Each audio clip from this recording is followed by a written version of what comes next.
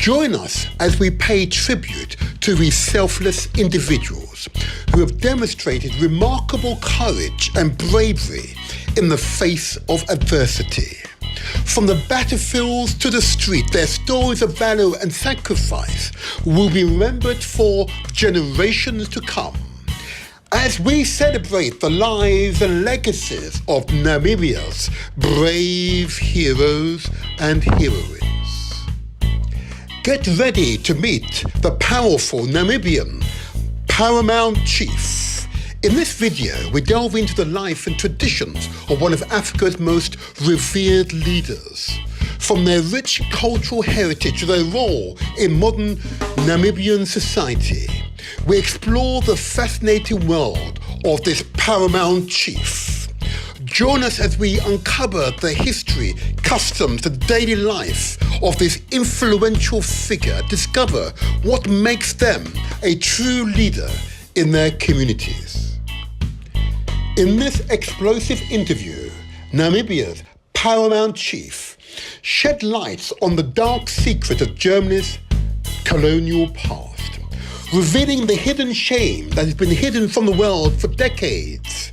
From forced labour to genocide, the chief uncovers the atrocities committed by German colonisers in Namibia and demands justice for the victims and their descendants. But what is Germany hiding? And why are they refusing to acknowledge their dark history? Join us as we delve into the shocking truth behind Germany's hidden shame. Namibia's ethnic groups, the San people. The San people of Namibia, Botswana and South Africa are considered the oldest continuous human populations. Genetic studies show that their lineage date back over 100,000 years. Deep in the heart of southern Africa, where the vast Kalahari meets the sky, live the San people, the world's most ancient community. For thousands of years, they have walked these lands, carrying with them a deep knowledge of nature, survival, and tradition. They are a reminder that we are a single human family. The Herero people of Namibia are a pastoral cattle breeding nation.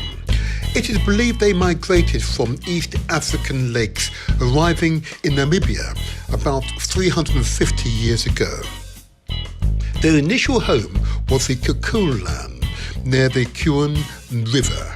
But some 150 years ago, a large portion of the Herero population moved southwards, leaving the Himba and Chimba tribe behind. Namibia was a German colony, a pivotal event that encapsulated the darker aspect of German colonization.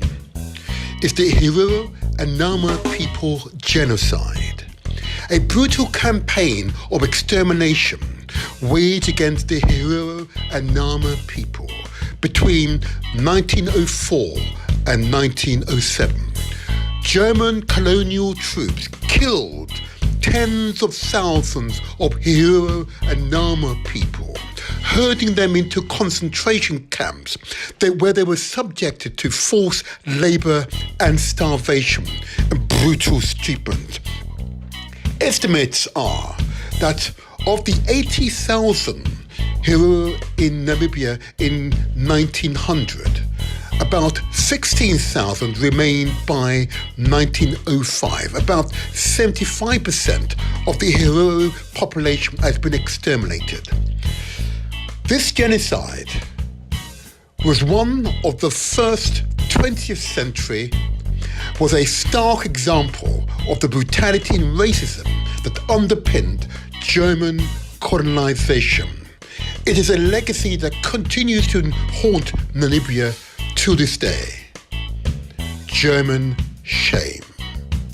The United Nations UN Convention on the Prevention and Punishment of the Crime of Genocide in 1948 defines genocide in Article 2 as any of the following acts committed with intent to destroy, in whole or in part, a national, ethnical, racial, or religious group, such as killing members of the group, causing serious bodily or mental harm to members of the group, deliberately inflicting conditions of calculated to bring about its physical destruction in whole or in part, imposing measures intended to prevent birth within the group, forcibly transferring children of the group to another group.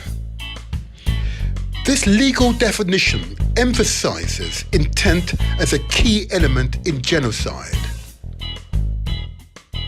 On October 2nd, 1904, German General von Trotha issued a spine-chilling extermination order stating that any Herero found within the so-called German territory should be shot. Survivors were placed in concentration camps where forced labor, malnutrition, and disease killed an estimated 65,000 to 80,000, over 80% of the population perished. A similar campaign was carried out against the Nama people. Samuel Maharo led the Herero into battle against German forces in 1904. His leadership during the Herero uprising was a defining moment in Namibia's history, marking one of Africa's first organized armed resistance against European colonial rule. Despite the devastating losses, Maharo's leadership symbolized the Herero's unity, resistance, and survival. His legacy continues to inspire Herero people in Namibia, particularly in their ongoing fight for justice and recognition of the atrocities they've endured. His remains were later repatriated to Namibia in 1923, and his funeral in Okonjaja became a historic moment, marking the beginning of the annual Hero Day, Maharo Day, a commemoration of Herero identity and resilience. The Paramount Chief Kaima Rikoko, under his direction in September 2001, members of the Herero community filed a lawsuit in the US against the German government and Deutsche Bank, seeking reparations for the genocide and related atrocities. In January 2017, under the direction of Paramount Chief Rokoro, descendants of the Herero and Nama people filed a class action lawsuit in the State Court for the Southern District of New York.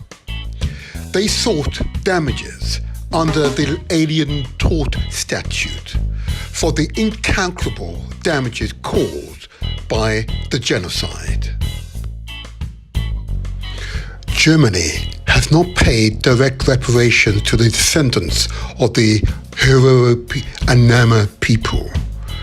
But in 2021, it formally acknowledged the genocide and agreed to provide 1.1 billion euros, $1.3 billion in development aid to Namibia over a 30 years period. On the 1st of October 2024, the current Paramount Chief, Professor Matunji Kochia, organized the first international conference on the Herero genocide. The theme, 120 years of struggle and survival. And his motto is, "Let us die fighting." To support the reparations campaign, you may contact by email the Paramount Chief Email address mkatjiua@gmail.com, or you may contact him via Twitter. That's KATJIUAMANGANI.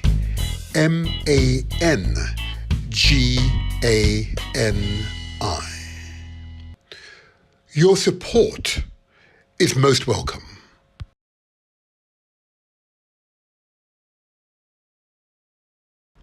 Namibia comes together to honour its brave heroes who've made the ultimate sacrifice for their country.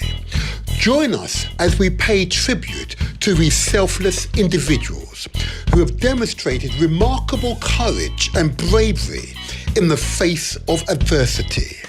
From the battlefields to the street, their stories of valour and sacrifice will be remembered for generations to come. As we celebrate the lives and legacies of Namibia's brave heroes and heroines. Get ready to meet the powerful Namibian Paramount Chief.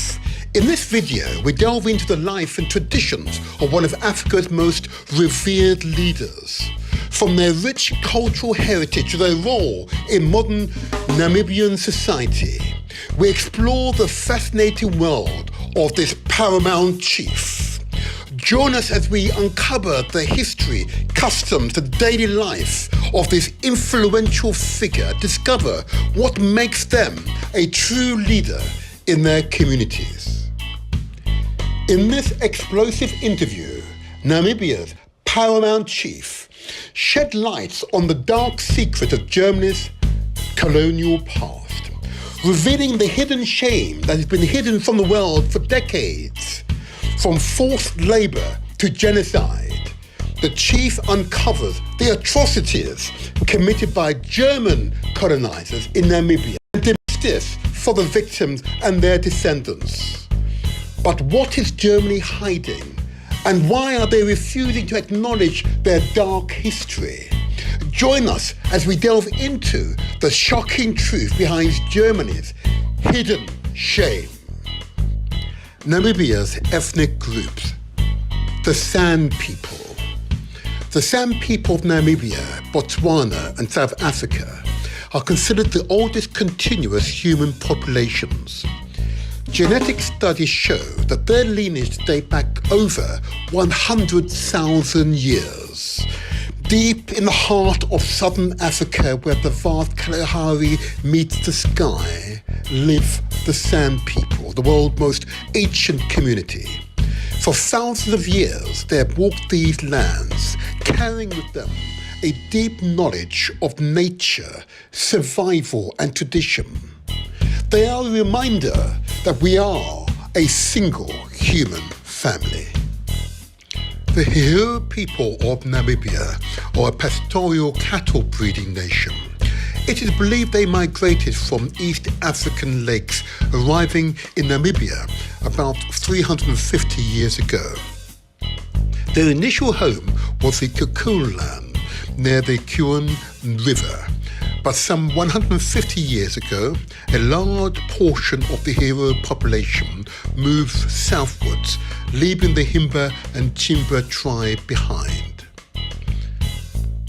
Namibia was a German colony, a pivotal event that encapsulated the darker aspect of German colonization.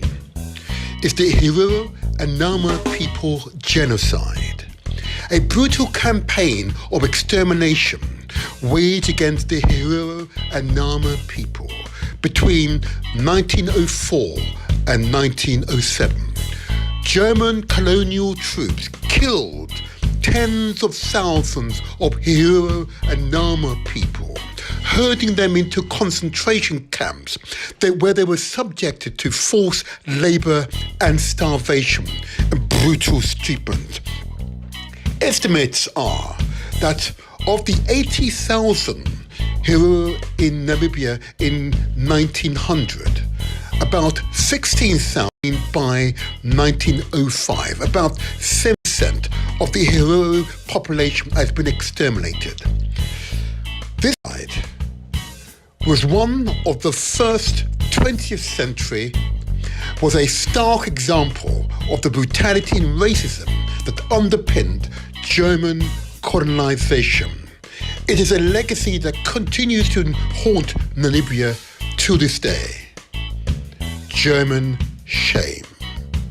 The United Nations UN Convention on the Prevention and Punishment of the Crime of Genocide in 1948 defines genocide in Article 2 as any of the following act committed with intent to destroy, in whole or in part, a national, ethnical, racial, or religious group, such as killing members of the group, causing serious bodily or mental harm to members of the group, deliberately inflicting conditions of life calculated to bring about its physical destruction in whole or in part, imposing measures intended to prevent birth within the group, forcibly transferring children of the group to another group. This legal definition emphasizes intent as a key element in genocide. On October 2nd, 1904, German General von Trotha issued a spine-chilling extermination order stating that any Herero found within the so-called German territory should be shot.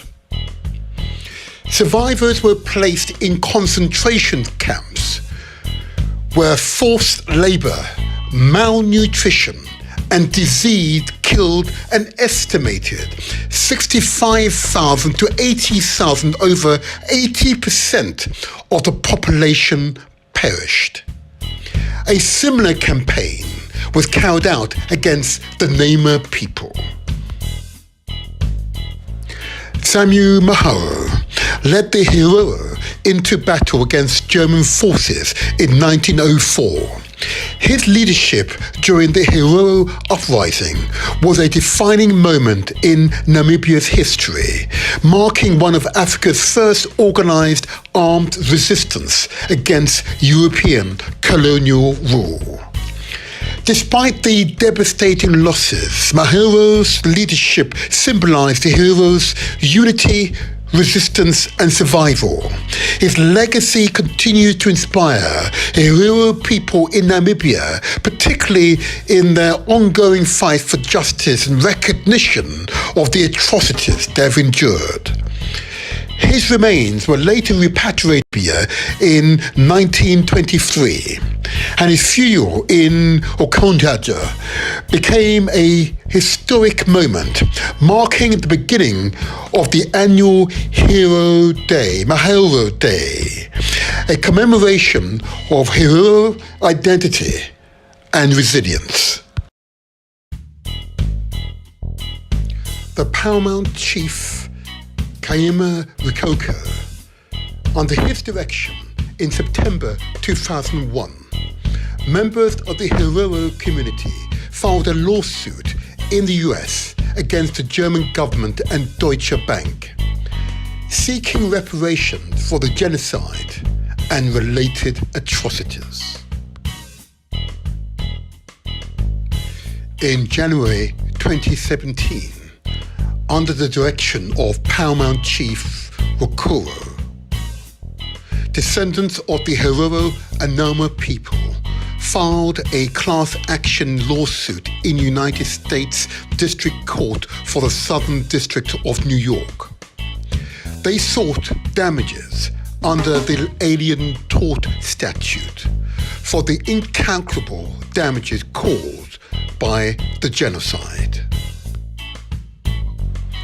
Germany has not paid direct reparations to the descendants of the Herero and Nama people.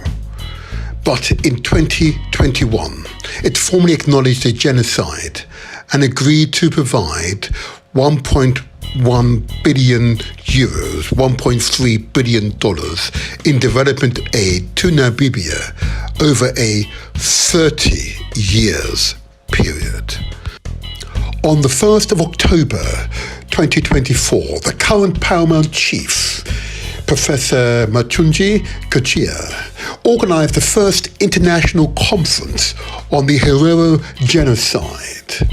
The theme, 120 years of struggle and survival. And his motto is, let us die fighting. To support the reparations campaign, you may contact by email the Paramount Chief. Email address mkajiua@gmail.com, or you may contact him via, that's KATJIUAMANGANI.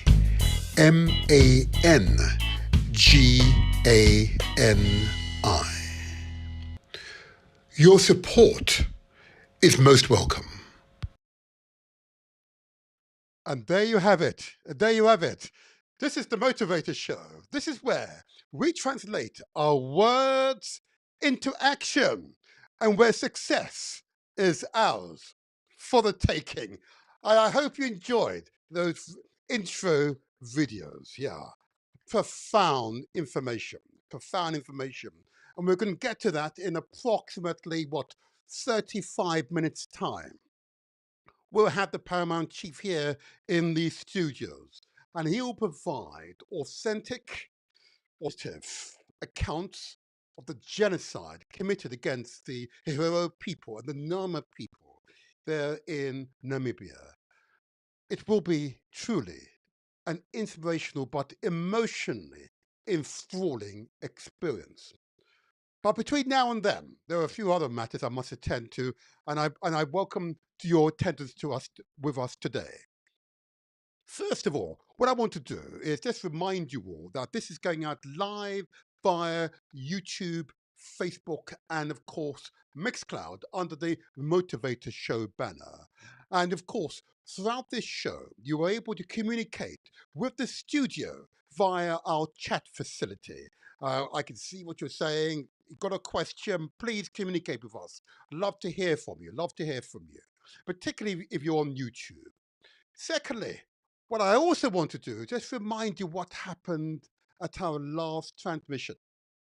And I trust you would agree with me when I say to you, it was most certainly a truly inspirational experience. The Mayor of Southwark here in London, an FGM survivor, a genital mutilation survivor, one of the rare women prepared to make public statements about her condition, what happened to her, and the short, medium, and long-term impact that experience had on her life. It was truly profound, truly profound. I want to raise my head and say I'm so immensely proud to know such a human being. I want to commend to you, Councillor, and indeed Her Worshipful the Mayor of Southwark, an FGM survivor, a local ambassador to combat this scourge that still impacts far too many members of our communities across the continent and indeed in Asia as well. Long may you be successful, Madam Mayor. Long may this scourge be thwarted. And long may you earn the respect of others for your courage and determination to see its end. Well done to you. Well done to you.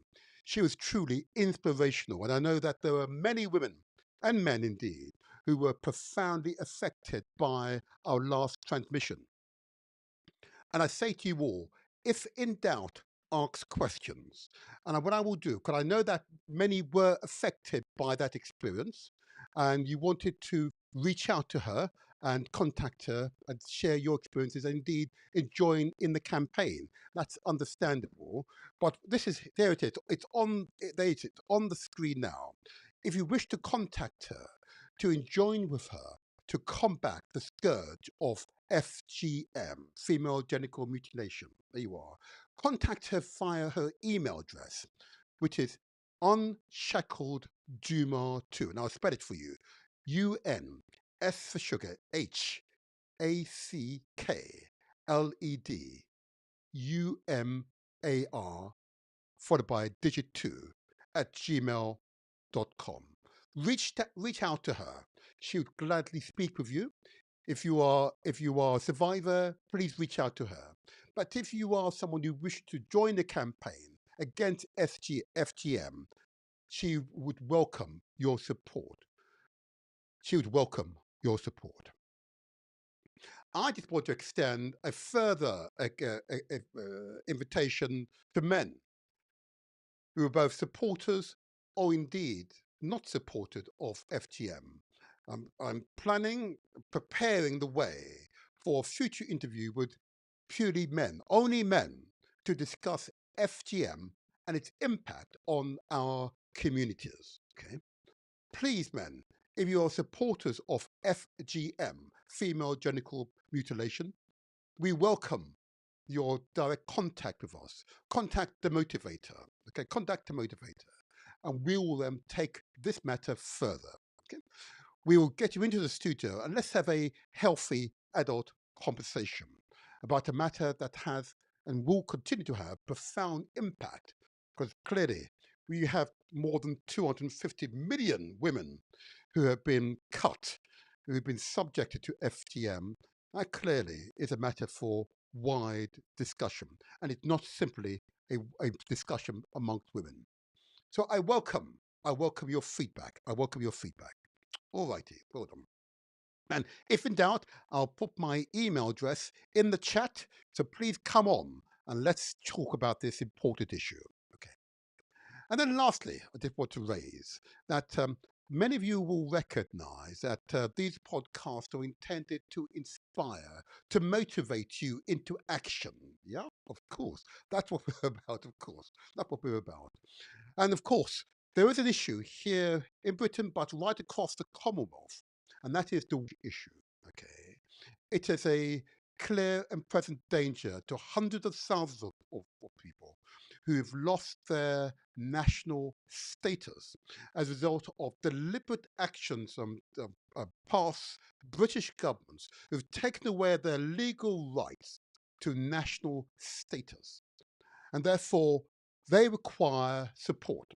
So I'm going to put it on the screen for you. There you are.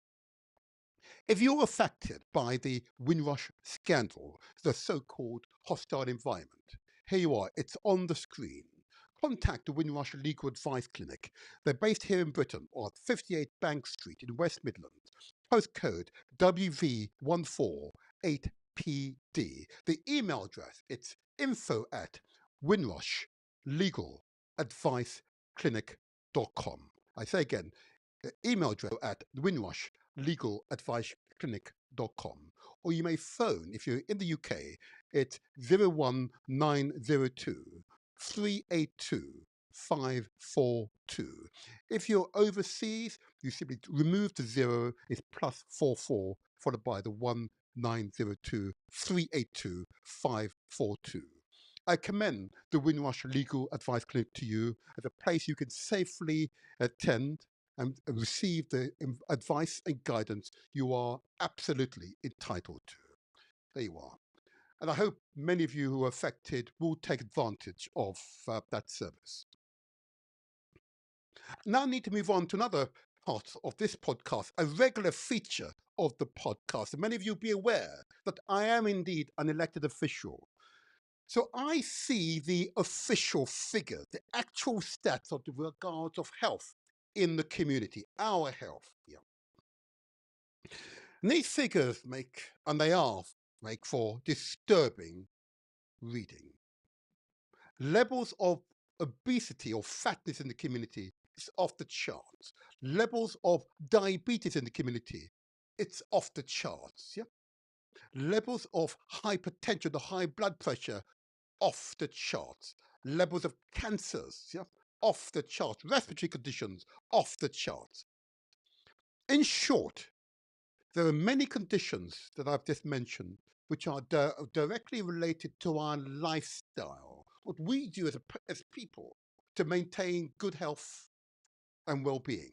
Okay, there are deliberate actions you can take to mitigate or reduce the likelihood of you contracting one of the conditions I've just mentioned. Like say again, they are directly related to our lifestyle. So I'm going to spend a few minutes on these lifestyle messages, and I invite you, therefore, to note these messages and consider the implication for your life. This is a public service announcement because the conditions are long-term, they are profound, they are debilitating, but they are, many of them, avoidable. They are avoidable if you take deliberate action to maintain a good, healthy lifestyle. You have to choose a healthy lifestyle. It is a conscious decision to decide for a healthy lifestyle. It is your conscious decision. And we're here to help you to make that, well, sensible, logical decision. But together, we can all make the difference. Note these words. Here we go. The Motivator Show. The internet's most inspirational podcast. Every Saturday morning from 8 to 10 a.m. I choose a healthy lifestyle. I will relax and when possible attend a spa. I will eat healthy food and drink appropriate amount of water each day. I will exercise and maintain fitness. I will not be afraid of doctors and seek out medical examination when I need it. I will promote good mental health because it's important to me. I deserve to be happy.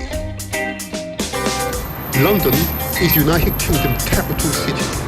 It is amongst the most cosmopolitan in the world. It possesses all possible extremes, including in wealth, cultural and religious diversities. The main causes of illness and premature death in London, like the rest of the United Kingdom, are coronary heart disease, strokes, cancers and respiratory diseases. Other key health challenges in London include tuberculosis, issues relating to sexual health, including HIV/AIDS, mental health, and drug and alcohol misuse. It is likely that these issues and diabetes and obesity will continue to be priorities over the next 10 years. As London population increases, there's also likely to be an increase in diseases which are more prevalent in some black and ethnic minorities. High blood pressure diseases. Choose a healthy lifestyle. I will relax and when possible attend a spa.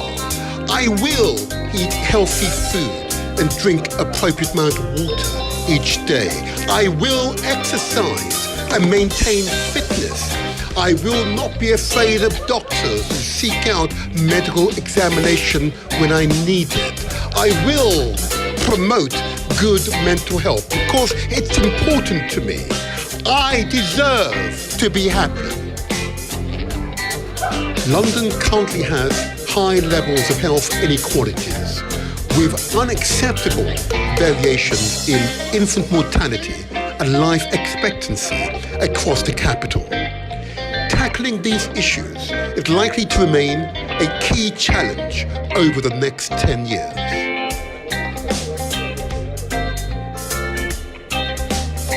London is United Kingdom capital city. It is amongst the most cosmopolitan in the world. It possesses all possible extremes, including in wealth, cultural and religious diversities. The causes of health inequalities are similar to those that determine health in general, including, for example, housing conditions, employment opportunities, environmental factors such as pollution, the amount of exercise undertaken, one's diet and smoking, and access to health services. I choose a healthy lifestyle. I will relax and when possible attend a spa.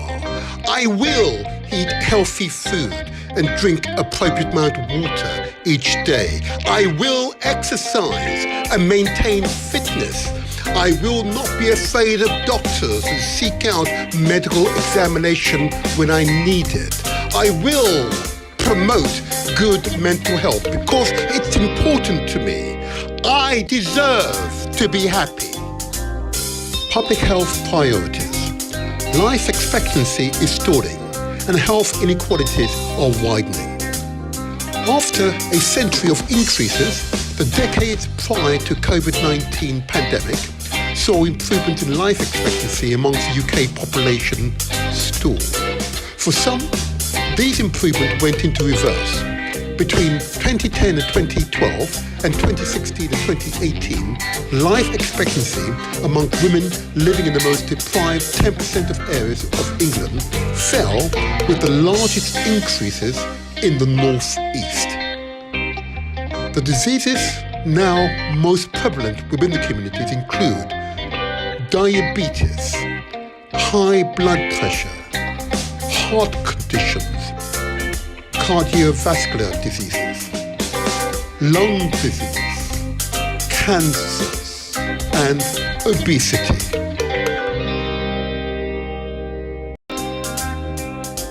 London is United Kingdom's capital city.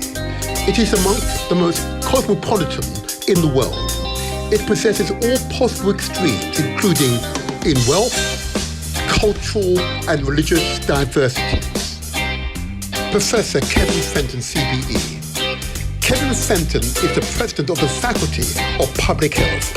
He's also a senior public health expert and infectious disease epidemiologist who has worked in a variety of public health executive leadership roles across government and academia in the United Kingdom and internationally. His specialist interests are in tackling health inequalities, infectious disease prevention and control, climate justice, and urban health. Professor Fenton is the Regional Director for London in the Office for Health Improvement and Disparities within the Department of Health and Social Care. Within this role, he's also the Statutory Public Health Advisor to the Mayor of London and the Greater London Authority and the Regional Director of Public Health for NHS London. He is also the Government Chief Advisor on HIV and Chair of the HIV Action Plan Implementation Steering Group for England. Professor Kevin Fenton says, I'm a public health director. Here are 5 things you can do to improve your health. 1. Mindful and balanced eating. Nourish wisely. Eat whole, balanced meals with awareness to support energy and well-being. 2. Get outside. Be with nature. Time outside reduces stress, improves mood, and strengthens your connection to the world. 3. Stay curious, stay engaged, explore new interests, keep your mind sharp, build social contacts, and boost your happiness. 4. Get active, move it or lose it. Move daily, lift weight, and do cardio. Exercise, improve physical, mental, mood, and energy. 5. Prioritize rest and sleep. Disconnect. Rest. Quality sleep supports mental clarity, emotional balance, and overall health. I choose a healthy lifestyle. I will relax and when possible attend a spa. I will eat healthy food and drink appropriate amount of water. There you are. Those are the key public health messages for you to incorporate as part of your consciousness. Yeah, your health is your highest wealth. And what I'm heartened by, since we began to give these public health messages that directly address the general health and well-being of you, your family, and the wider communities, it's the numbers of people who've responded, who've understood that your health is your highest wealth. And in doing so, have been able to transcend social barriers, both in terms of education, yeah, both in both of gender, yeah, both the religious barriers that we set up for each other. Yes, to come together in common aim and common purpose, because recognizing your health is indeed your highest wealth. What I'm heartened by is the number of individuals, the number of organisations who have sprung up since these messages have gone out right across the UK, across the Caribbean, Europe, and other places, who've said they've come together in common aim and common purpose. I want to give you and share with you an example of people who've simply come together, recognising their health is indeed their highest wealth, and there is no barriers to work together. If you want to go fast, yeah, you do it by yourself. But if you want to go far, we do it together. Collaboration is the only way forward. So I'm going to bring it up on the screen now. Watch this wonderful group of people from South Africa to Nigeria, yeah, from Ghana to Jamaica, yeah, from Namibia, I am sure, yeah, to Gabon, yes, yeah, from Ghana right across to the Dominica, yes, people have come together in common aim and common purpose, recognizing our health is indeed our highest wealth. Watch these people exercise together. Come on now, come on. Famous. Hello, hello, hello, hello, hello, hello, hello.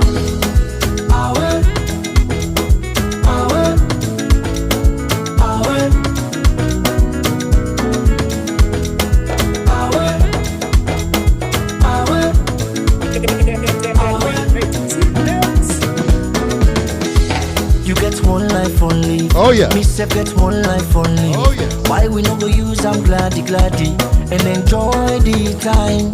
Palava no dey finish. Time me no dey wait nobody. Now why I dey try for always get am nice every day and night. This one way we all friend we safe now nobody own. You want to eat what you want we go down. Now you young. And the balance where you go die left now all the young. So quickly you say for the motor car where you let buy am. If you see finance where you collect bill am. Oh. You meet up woman where you let yanam. And if you let the man na for keep am. Want them more. The food where you feel for eat na for eat am. That fine la power where you let na for buy am. And tie am oh. And if you baby love you back love am. But if you love them all now you na for left am. Want them more. Cause nobody know what you tomorrow hold. So every day of my life they old. A fasting enjoyment stay go. Now for land for care for yourself. Nobody love you past yourself. All man they fed for himself. Now why I know they allowed with the other man they pan take me peace away. Me joy away. Me smile away. Oh no make nobody take you peace away. Me joy away. Me smile away. Even the children there. Oh no. Every day. I see they also work for the pay. They like na boku on a small irrigate. Land for the loose body 110. No to money, no to gentle. No money make no time man. As long as you get waiting, you dey eat. Land for the loose body 110. For where we all friend we safe, now nobody own. You want to eat what you want, we go down you belly, now you young. And the balance where you go die left, now all the money on. So why for the greedy you say for? Now the motor car where you let buy am. If you see finance where you collect bill am oh. You meet up woman where you let yanam. And if you let the man na for keep am. Want them oh. The food where you feel for eat na for eat am. That fine la power where you let na for buy am. entire more. And if you baby love you back love 'em, love 'em. But if you love them all now, you not for left 'em. Want them more, cause nobody know waiting to matter all. So every day of my life tear all. I fasting enjoyment stay go. Now for land for care for yourself. Nobody love you pass you yourself. All man they fed for himself. Oh.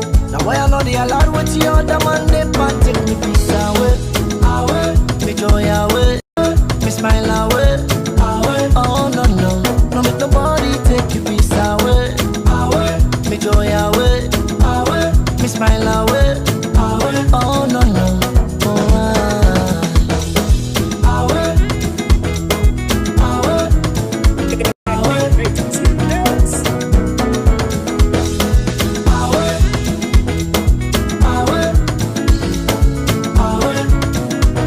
Oh, yes.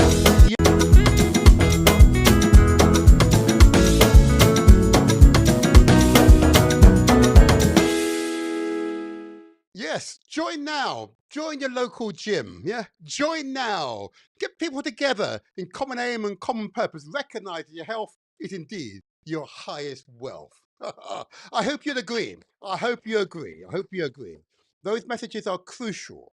I know I'm unusual in repeating these messages in each one of our podcasts, but I've seen far too many people die long before their time in the mistaken belief that their lifestyle was healthy when in most cases, they actually realized it was not healthy, but felt compelled through habit and tradition just to continue doing what they know was harming them.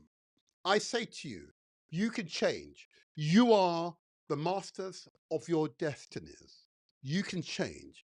But if you hold hands with your fellow man and woman around you who share your ambition, then anything is possible. Yeah, collaborative working is the way forward. Yeah, it's the way forward. In fact, I might ask this question of the Paramount Chief later on, really to understand how he understands collaborative working and what it means to him to work collaboratively with others. Oh yeah. Oh yeah, oh yeah. So well done to you all. Well done to you, those of you in the countdown organisation. Oh, I should say, if you live in South London, okay, if you're in London and you want to join them for an exercise session, yeah, let me find it. It's somewhere around here. I'll put up on the screen in a second. And you want to join them, why not reach out? They're there every Monday from 6:30 through to 8. Turn up on time. Let me put on the screen. There you go. There you are. I've got it now. There you are. I've got it. There you are. They're there every Monday from 6:30 to 8 p.m. It's number 12 Haytham Street here in London, in Wolf, London. Their postcode is F for sugar E17 1TN. There you are. Yeah. And the email address which you will reach out to them, countdown 0405@gmail.com. Or you can contact the Inspired Ishmael and Cardi and others. And if you're in the UK, it's 07960 803 588. I've got not a problem in giving promotion to a local exercise group who come together because if you exercise together, you're more likely to be more successful and improve our overall health and well-being. And there are examples of other parts of the country you wish to share with me. Again, if you're on YouTube, leave a message. Remember, don't leave the YouTube unless you leave a message or at least give a reaction. A thumbs up will do very nicely as well. A thumbs up will do very nicely as well. There you are. And that tells YouTube that this is a podcast that is a public service message that is communicating, resonating with the audience, so they'll spread the word further afield. But if in doubt, I say to you all, ask questions. If in doubt about your health, go to your doctor and seek professional advice. All righty. I'll pause there for a moment now, as I believe you've got the message on health. I did want to give a few additional announcements that I believe are important. And I mentioned Windrush a few moments ago. I want to also recall a guest, an outstanding guest we had here, Anthony Brown. Of course, in that particular podcast, and I might put a link to that in the chat for this video, is of course that the reason why the Windrush scandal is so scandalous because it was a result of acts of parliament that chiseled away at people's legal standing. It was deliberate, it was malicious, and the Home Office, which is like the State Office here in the UK, own internal report, yeah, which is being made public, made use exactly those words. Yep. It could also to be said to be racist. Yep. Racist actions by the mother of so-called parliaments. Oh yeah. Oh yeah. So if you are affected by it, I urge you to reach out. But if you wish to join the campaign to put in place a new Windrush Act to protect the interests of those whose rights were eroded away by Parliament, because only Parliament can remedy this situation, I urge you to join Anthony and the team to secure the Windrush Act. Okay. Now, if in doubt, I ask you please to ask questions. Okay. In fact, let me find it on the. I'll put it on the screen in a moment. I want to encourage you to join us. Even if you're not affected, just joining this campaign adds to its capability, its likely impact. And if we're able to improve the impact of the campaign, then you're more than likely, we all will benefit, because we change the psychological backdrop upon which Parliament views people, particularly of African descent. Because they could be arguing in some quarters that if we don't band together, we're more likely to compete against each other than working together with each other. I don't believe that's the case, but in some circles that may be believed. But there you are, it's on the screen. Enjoying the campaign to secure a Windrush Act, to secure the legal status of those in the UK and those who have been illegally deported from the UK, who may be living now in the Commonwealth, the British Commonwealth. Okay, let's join and get this change in place. To join the campaign, contact www.wdlegal.co.uk. Repeat, wdlegal.co.uk. There you are. Go to that website. You can contact Anthony and the team who are heading up the campaign. He's had some measure of success. He's had meetings with senior government officials as well as politicians. I commend this campaign to you as one that will make a meaningful difference to tens of thousands of people, both in the UK and beyond. Okay, and it's not just an African Caribbean issue, it affects the whole of Africa, part of the British Commonwealth. There you are.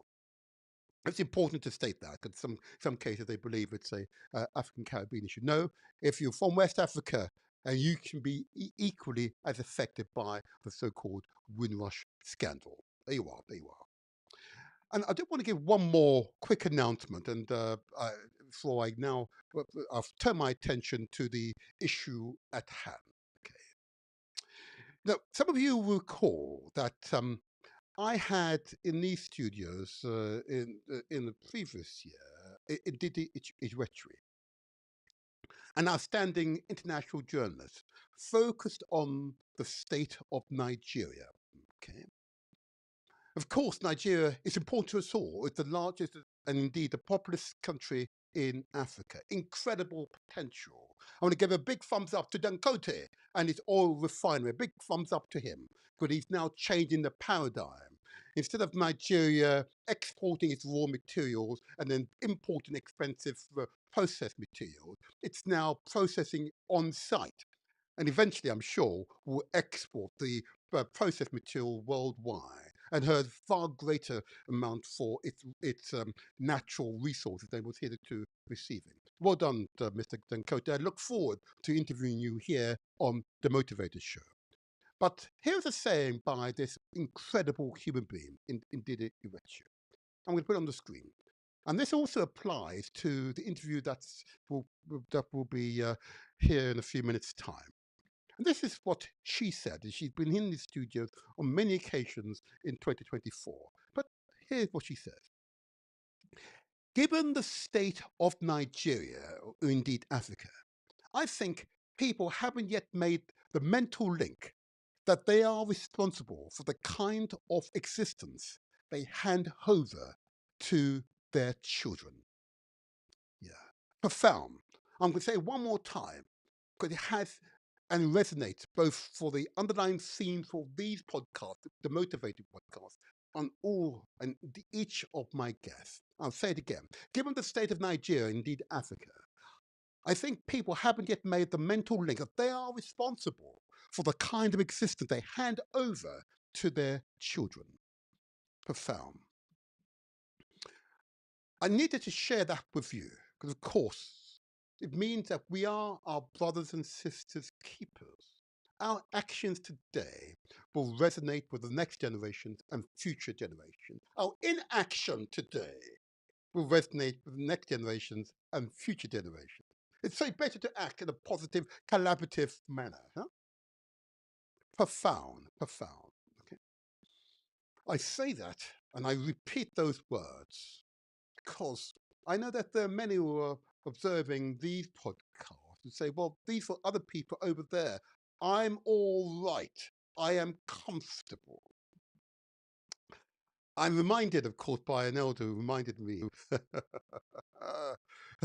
yes, you're okay. Your family's fine.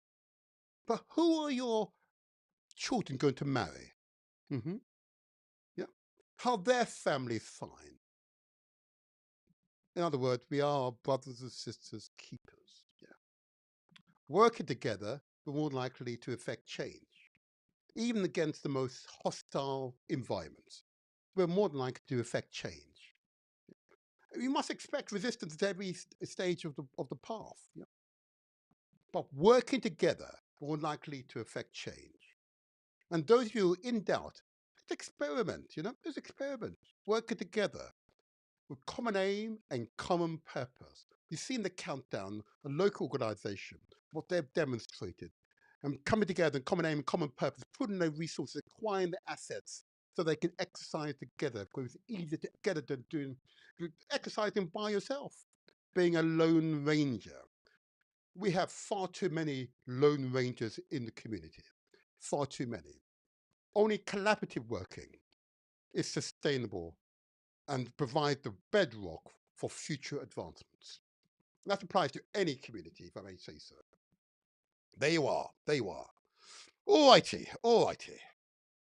I'm now going to turn to the main theme for today's podcast. Many of you be aware that the preparation for each of these podcasts is long and intense. Okay. The last podcast was so emotionally enthralling. I cried, literally tears poured to my eyes with the FGM, yeah, female genital mutilation. I cried. I'm not ashamed to say it. There was an emotional reaction. I could not and still cannot understand how men could want their women to be brutalized in such a manner and then cause those self-same women to have long-term health complications, particularly when it comes to childbirth. Yeah. So childbirth is incredibly dangerous. And where the overwhelming majority of those women cannot give cannot have a child naturally. And particularly if they're in the UK, they have to have a C-section where it cuts across their tummy in order to get the baby out because it cannot go through the birth canal because of the damage caused to them. That was profound. I have to say that one of the results of the illegal chattel enslavement of our ancestors, African ancestors, illegally by Britain, France, Germany, Spain, Portugal, Italy, amongst others, is that they stripped us of our language, our culture and traditions. Yeah, it's a fact. Yeah, I have an English name. Yeah, for that reason, and I cannot speak fluently an African language. That was stripped away. Mm-hmm. And for many decades of my life, I believe that horrific psychotic behavior that we'd experienced in the Caribbean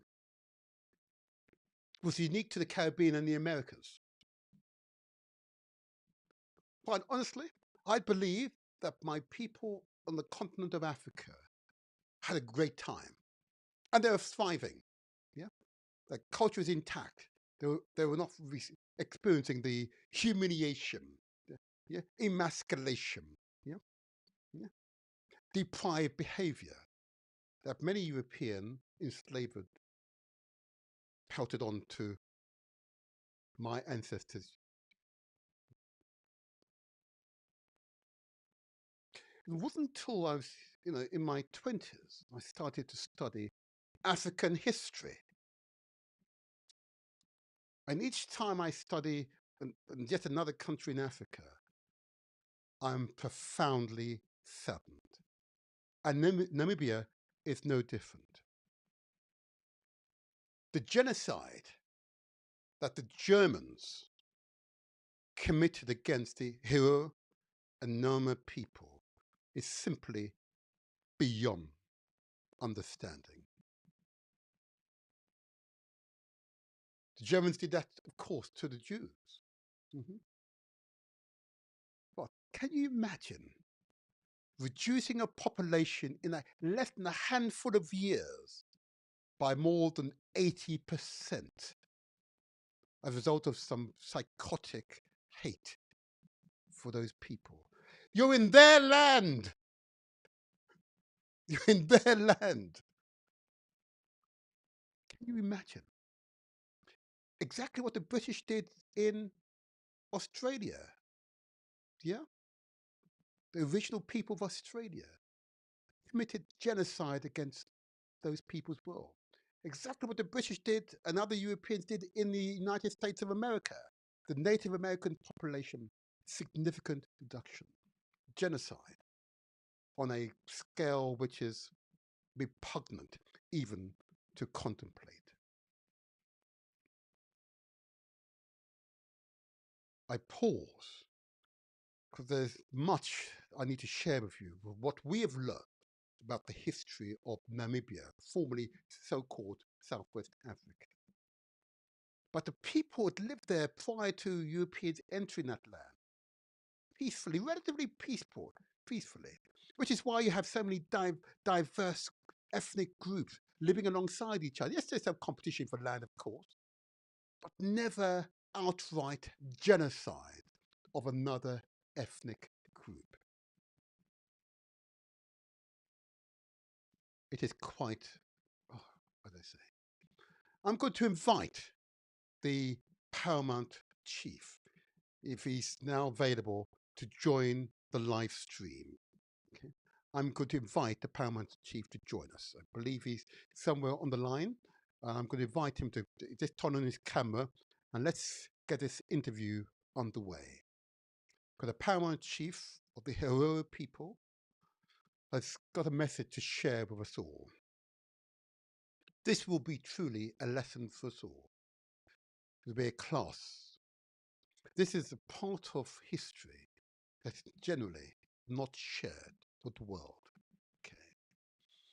But need to be shared because it's a tale which, a shocking tale, most shocking. If I can invite the Paramount Chief to join us now, and I want to get this interview underway. If I can invite the Paramount Chief to join us now, let's get this show underway. This is going to be very, very important. He will have really important messages to share with us. And I'm keen to get this interview underway. If the Paramount Chief could join us, I'm going to just bring him into the live stream momentarily. We're there. Good. Oh, there you are. He's adjusting himself. There you are. Good morning, sir. Can Yes, you I'm hear fine. us all right, first of all? Yes, good. Yes, I can hear you very well, Martin. Thank you so much. There's a slight delay in the sound, but we will, don't worry, we will manage it, sir. It is well, don't you worry. It is well. There's a slight delay in the sound. It is well. Okay. First of all, thank you for accepting my invitation this morning. Okay, we are most grateful for your acceptance. Okay, and I'm also going to thank you for sparing the time earlier this week to speak with me to teach. You know, you are a professor, natural teacher, I've learned a great deal from you, and the material you've sent over, I've had the opportunity to study. Again, thank you. But before I begin, I'm just going to ask you, first of all, just to introduce yourself. Please say your name, your title, and the people for whom you represent. First of all, please go ahead. Thanks, Martin, for having me on your show. My Pleasure. name is Muchinde Kashiwa. I'm the Ovaherero Paramount Chief. The Ovaherero people are transnational. We live in Namibia mainly, then Botswana, South Africa, Angola, and also in the diaspora, for instance, in the US, UK, and Germany. Mhm. Thank you. Thank you. That's very clear. And thank you. And they said it's a fascinating history is your people. Okay. Mm. And one of the lessons I've learned, and you must forgive me because I'm of the diaspora. Okay, so I'm partially anglicized. Okay, okay. That you have a Yeah. name, and a very interesting name. Very interesting name. Okay, and I've found that all the Mm. leaders I've spoken to, their names have a meaning to them. Okay, can I ask you? And remember, I'm like a child. Right? Just treat me like a child. It's fine, despite my age. Treat me like a child. Yeah. What is the meaning of your name? Your Yes, name, I'll do that. sir. Yes, your name. You see, the Herero people name their children based on a variety of issues. It could be events, it could be practice, it could be religious connotation, and so forth. My name, Muchinde, means nomadic. So Aha. it is referring to the way of life of the Herero people as nomadic people, moving about the land to utilize water, grazing, during the various times of the year, depending on the pollen and stuff. So that's the special movement of people. Mm.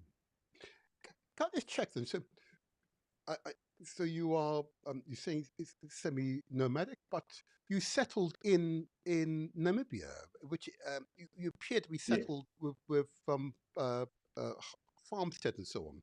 So, once you arrived in Namibia, did you no longer become nomadic, or am I being too simplistic in my understanding? Oh, can you hear us? There was a slight glitch. You said we semi-nomadic and we Ah, Namibia. That's part ahead. yes. Shall I repeat the question? Let me repeat the question. Yes, please.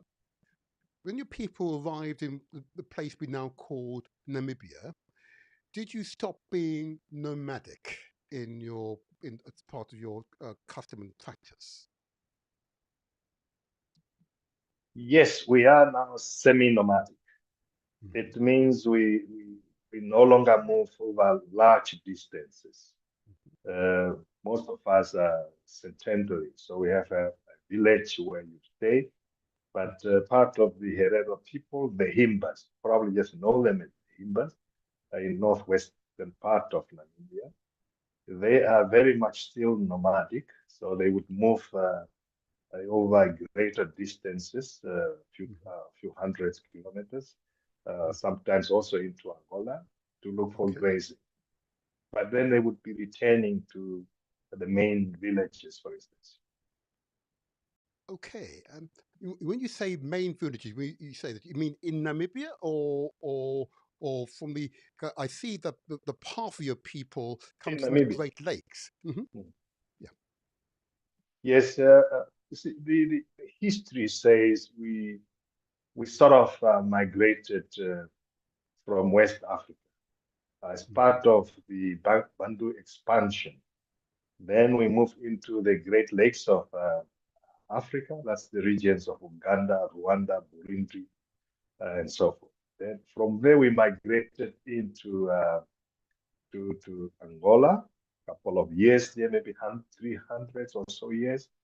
And then the last 500 to 600 years, we have been in present day Namibia. Oh wow. Okay. I know I didn't prepare you for this particular question. So, what motivates you to move from one place to another? What is the imperative behind moving? It is it, it it is basically moving the animals to keep the Ah, animals alive, because when yes, it rains, you have grazing in one place. You stay yes, longer there, you sort of finish the grazing yes, resources or yes. water if it is dry season. Then you have to move to another area where you have maybe abundant water and grazing for your livestock. So it's a Mhm. movement determined by resources for the animals. Thank you, thank you. Again, Mm. treat us. I'm of the data, so this is curious for us. So we want to understand. This is really good. Yes. And I see that when we look at the social structure amongst your people, how Mm. is inheritance transferred? Is it, as I've found commonly, along the male side, or is it female, or both, maybe?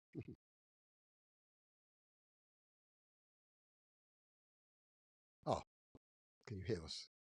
Oh, connection. Let me try again. Oh, I think Yes. we are. The question was, how is inheritance transferred? Yes, yes, yes. Um, we are a double descent society. Okay. So one part is determined by paternal arrangements, the other part is determined by maternal arrangements. Now, inheritance falls under maternal arrangements. Right. So you inherit from your uncle, from your mother, from your grandmother. So that, and what you inherit is the say livestock or material goods that are mobile. Culturally, you would inherit, for instance, if my uncle dies, I would perhaps inherit the children, the wife, and his material goods. But his children will inherit the holy fire, Okay. and their Okay. children, and his children then inherit from your uncle. That's that's how it used to be, I but it understand. has moved significantly. In recent years, it's either by will and should specify, and my children can inherit directly from me, or my parents, if I go before them, they also inherit directly from me. But in some parts, for instance, where the Himbas,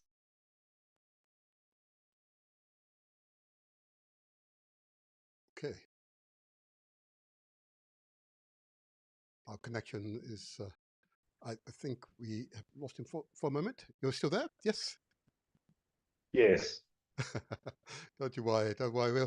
We will cope with this, and we look forward. if it Uh, is losing, if I'm losing you too much, then I might try the cell phone.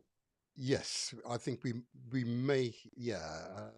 Let me ask Oh, another question. It is well. Don't you worry. We'll try one more question. If it goes again, then we might switch over again to your software. Can I ask you, yeah. please, and just to help us in terms of the understanding of your peoples, that um, the title Paramount Chief. Okay, Mm. what does it actually mean? Because I understand chief. When you say paramount, does that mean you're some supreme god, as it were, over all the peoples of Namibia? Please share with us. Remember, you're teaching us, Professor. Paramount Yeah, Chief. the, Yes. the position is the head of the Bahero nation. It's the Aha. highest position for the Bahero nation. Hmm. Um, this is a position that has started or created in 1863. Hmm. I am the seventh paramount chief, and I'm also the commander in chief of the Bahero regiments. We have three regiments, color Right. coded, red, white, and green. So the overall commander, remember the Herero are very warrior, they're like Yes. the Zulus in South Africa, very Yes. warrior-like. So we have it's not really a military wing, but as it were before colonialism, that would be the military wing. And of which I'm the head of that, the chief commanding that. But also, the paramountcy position is the head of the Herero government. Okay. So this is an elected position. So now, after independence, this is no longer a government, but it's the head of the community. So I cover a number of issues, bread and butter issues of land, issues of land, issues of, but not party politics, but issues of politics in general. So it's all encompassing, livelihood issues, all that. Right. So I understand now then, but so the Paramount Chief title is specifically to your immediate peoples, the Herero people. Yeah. It does not impact the Nama, the Ovambo, and other people that make up Namibia. Yes, it doesn't. Right. And also within the Herero nation, there will be heads of clan. So there will be several chiefs, but the overall position, the paramount. We are grateful you spared the time for us today. We're grateful. Yeah, thank you. So no worries. Did you say that you were elected? Because I must say, I was interested in. I'd assumed that there was an inherited title. Maybe you could share with us some idea of your lineage, as it were. Your lineage. Give us some idea of your lineage. No, what makes you eligible to this be is not a paramount chief? Good question. The position is sort of, when it is vacant, the Herero Chiefs Council opened up the position for potential candidates. The Chiefs Council would have their own candidate, their preferred candidate, but they open it up to the whole Herero nation to say, look, this is our preferred candidate. Bring names so that other popular candidates within the community can come and compete and be elected at the broader meeting of the Chiefs Council. Right. Okay. So you only need to be a Herero. And you only need to be Herero and possibly suitable. Okay, that's interesting. So is there in recognizing your ethnic heritage, how's that expressed? Because you said you're nomadic, you're in a number of countries, okay, and I'm aware that those who were part of this dispersal that occurred in 1904, which we'll get to shortly, okay, may have become separate from the main family tree. So how did you prove that you are a hero? How did one prove that? First of all, for you to be a Herero, you must have a Anda. Oh, that is your maternal kinship. So all Hereros come from 7 mothers. And you carry that Eanda that is of your proto-mother, of your proto-daughter. I see. Of this mother. So the moment that classifies you that you are a Herero. For instance, your mother may be a Herero, and your father is not Herero. You would still be a Herero. But if your mother is non-Herero, your father is Herero, then you are not a Herero. But you can be naturalized. Because if your mother is not Herero, you would not have Eanda. So we have, for instance, Hereros whose, yes, no, that's okay. Yeah.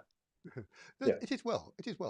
You used the term proto-mother, which is interesting, very interesting. I recently. I said proto. Oh, what does that mean? Okay, what does that mean? Proto means origin, the founding mother. 7 children. There are 7 all children. Hereros belong to either one of these mothers. I see. The origin, that's the original Yes. family grouping, as it were, or family groupings.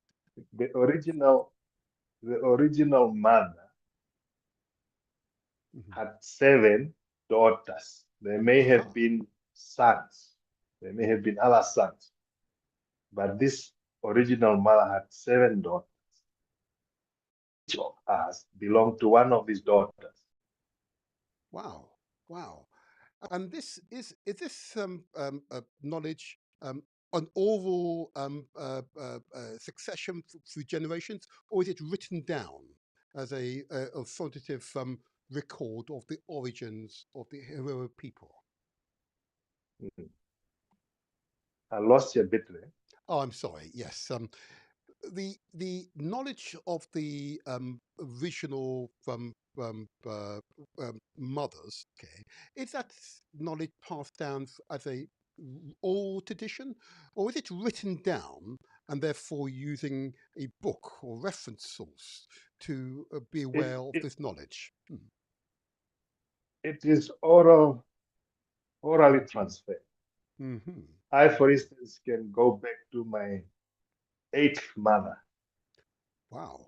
So my mother, a mother, my grandfather, my grandmother, Mm-hmm. great grandmother, and so forth. We can go back Mm-hmm. I can go back to 8 mothers. On my father's side, I can go back to 18 fathers. Oh my gosh. Wow. That should be between 200 to 250 years ago. Wow. I'm impressed. And this is taught to you as children, presumably. So it becomes a part of your consciousness, I would assume. Yes, because there are 3 things that each child knows. Is the under of the mother, Uh-huh. under of the father, Yes. under of the grandfather.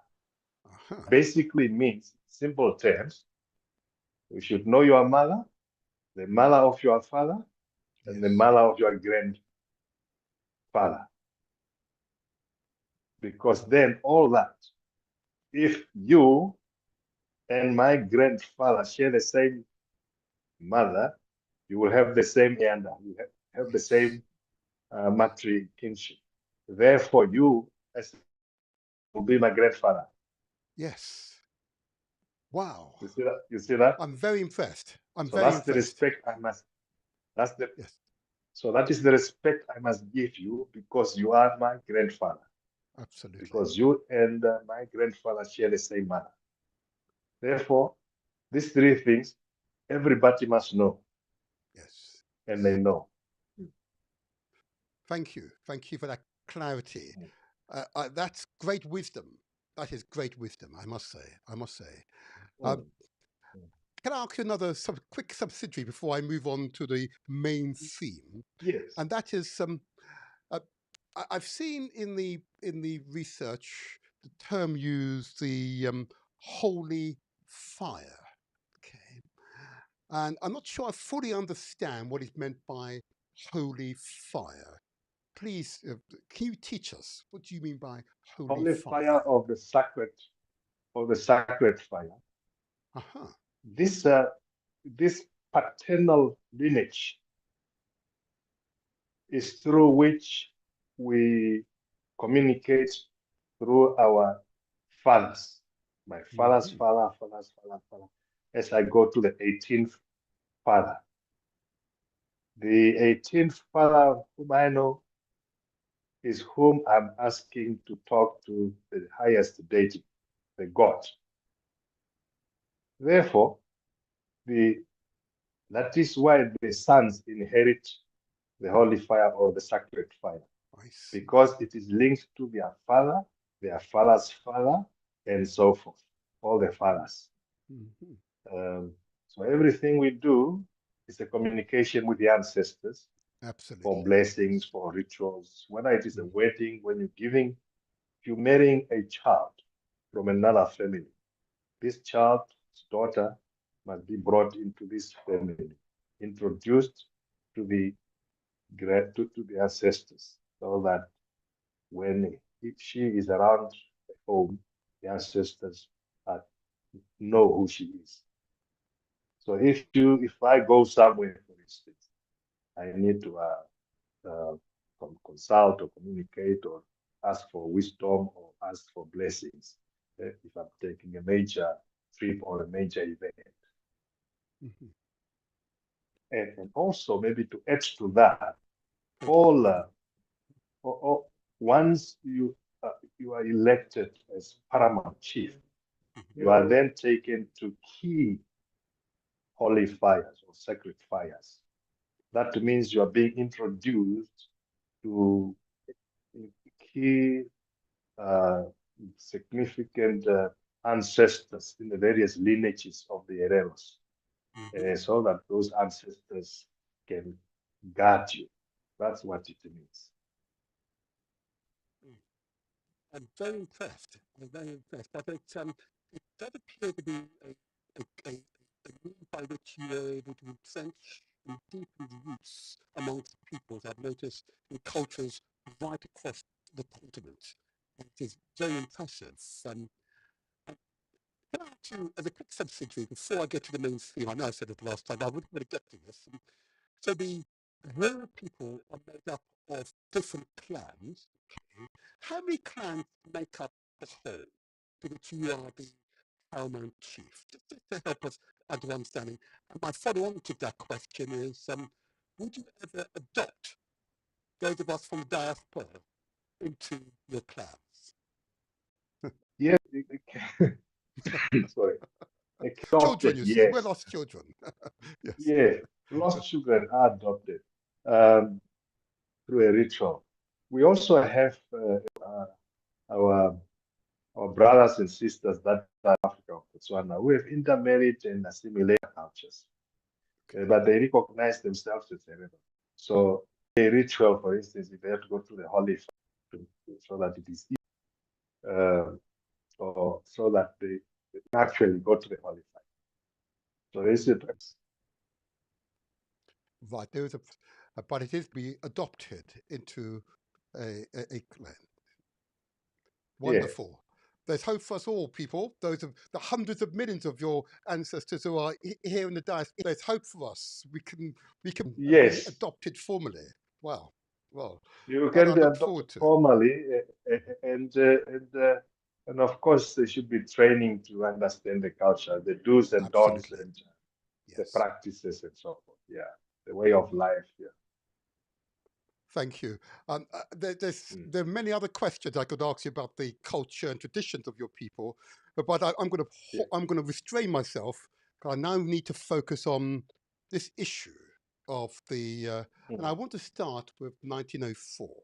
Okay, because it's Mm. extremely disturbing. It is very disturbing, and Mm. I have to say to you that I found it emotionally wrenching. Okay, now in 1884. Germany colonized what they call then Southwest Africa. Okay. But in 1904, the Hero people, led by one of your predecessors, Paramount Chief Samuel Mahero, rebelled against German rule. They're on their land, your land. Why? Why did that happen? What was the trigger for that rebellion? Mhm. Please share with us. Generally, the Heroes are very patient people, Indeed. very patient.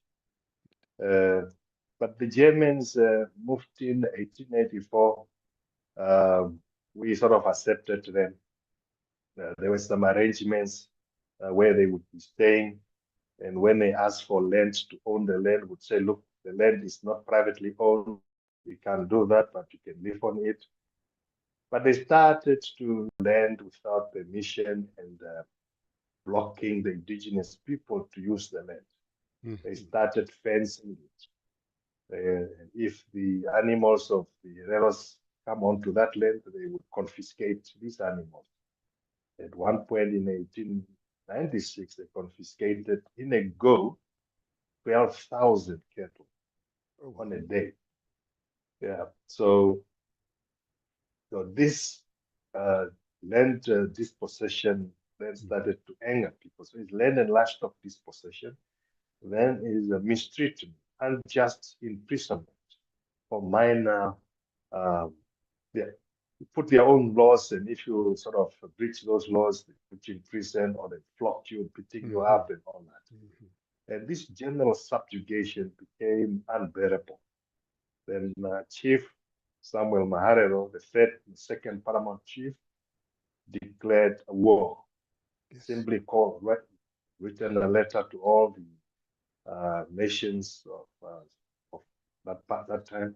So that's the nation, the northern part of Namibia, the Ovambo nation, the south, the Nama nations, and so forth. Called them to raise up to arms, take up arms to fight. And he issued what is called "Let us die fighting" to all. The rules of the games were also very clear. He made it very, very clear in writing. This is in writing. That please, no priests or evangelists, or no women, no children should be out. Only the German soldiers should troop it.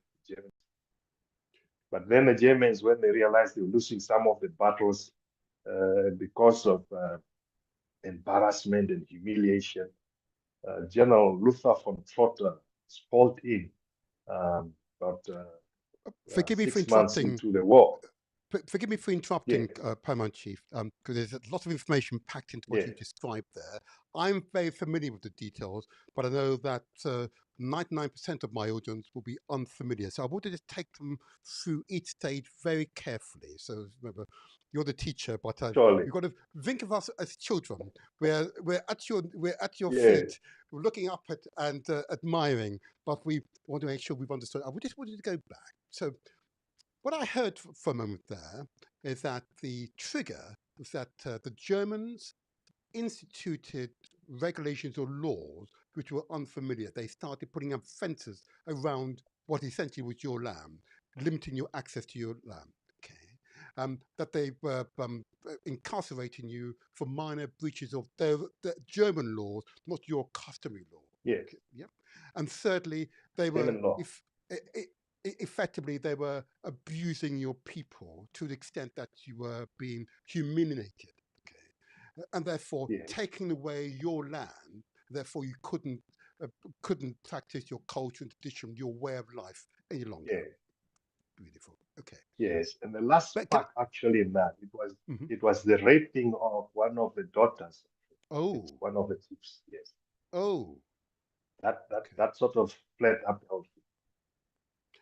But sir, I heard you say a moment ago that you took up arms, but you didn't take up arms against all German families, only against the men, not against the women and children. Yep. That they would be and spared. also not against the priests. Not against the priests. Only against the soldiers. I have to say, my observation, and I meet thousands of people every year, in order for you to exercise that level of control requires a high moral standing and a level of civilization that I have to wonder if many English, Scotch, Welsh and Irish people I encounter possess today. You had rules for war that it would only impact upon the men. Yes. But yet they were abusing your women and children as well. Yeah. You are truly an African. You are truly an African. The high civilization. Please explain. Give us the rationale, because I know that there were many Scotch, English, Welsh, and Irish people, many white European who listen to this, and that logic, because their brutality is well known. But explain the rationale why you would. Yeah, please explain. Go ahead. Even the English were spared because they were not German soldiers. Yeah. Yes. So, yes. So even the Englishmen at the time, they were spared. The rationale is you don't take, it's not an issue of revenge. So it's not a blanket revenge either. You have done me wrong, and you is not everybody. It's only the particular group of soldiers who are fighting. or killing people. Therefore, the war was not blanket to the whole Indeed. or the whole white population Yes. in a space at that time. It was specifically just for the soldiers. Yes. And partly because we don't hold grudges.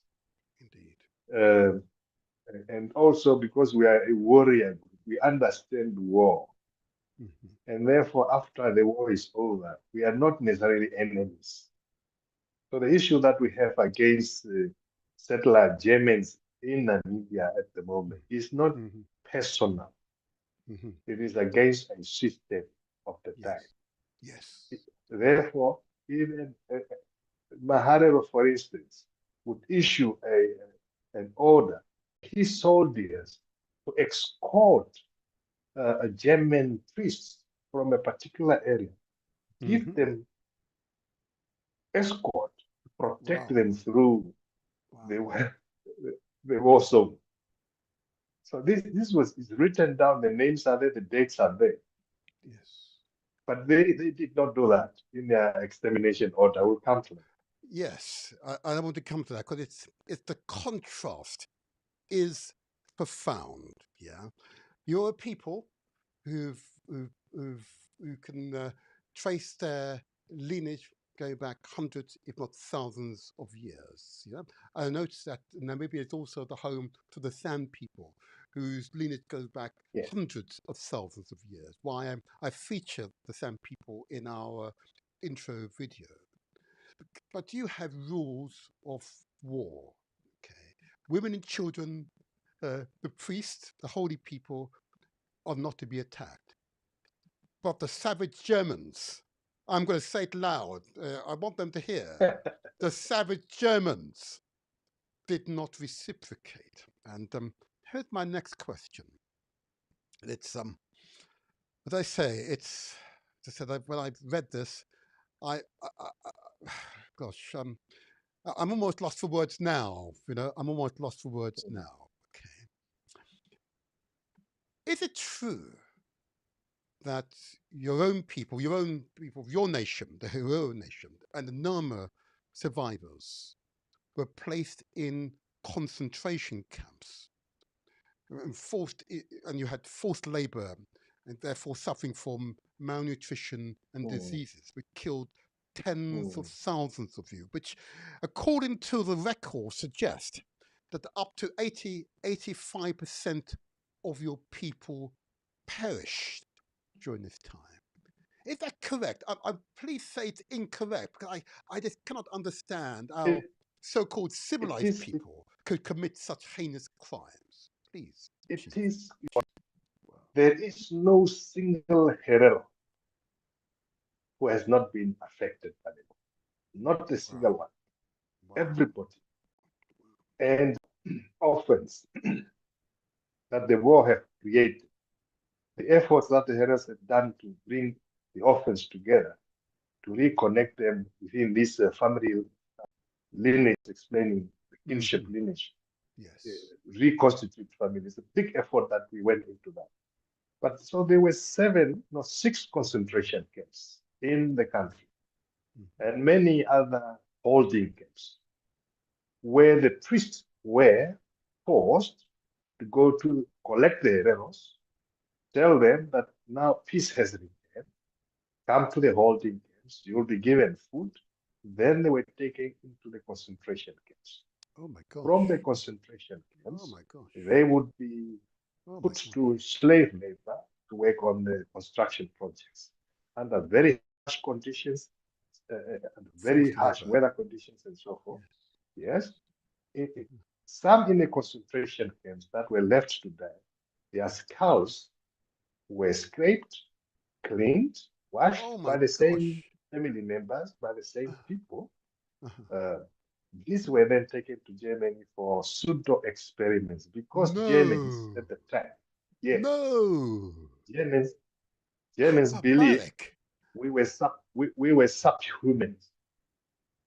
Even today, they are saying they did not commit a genocide to the What? Hererans because genocide did not, yes, they didn't. Because the law at that time did assume, no, we're not part of what they call a law of restatement.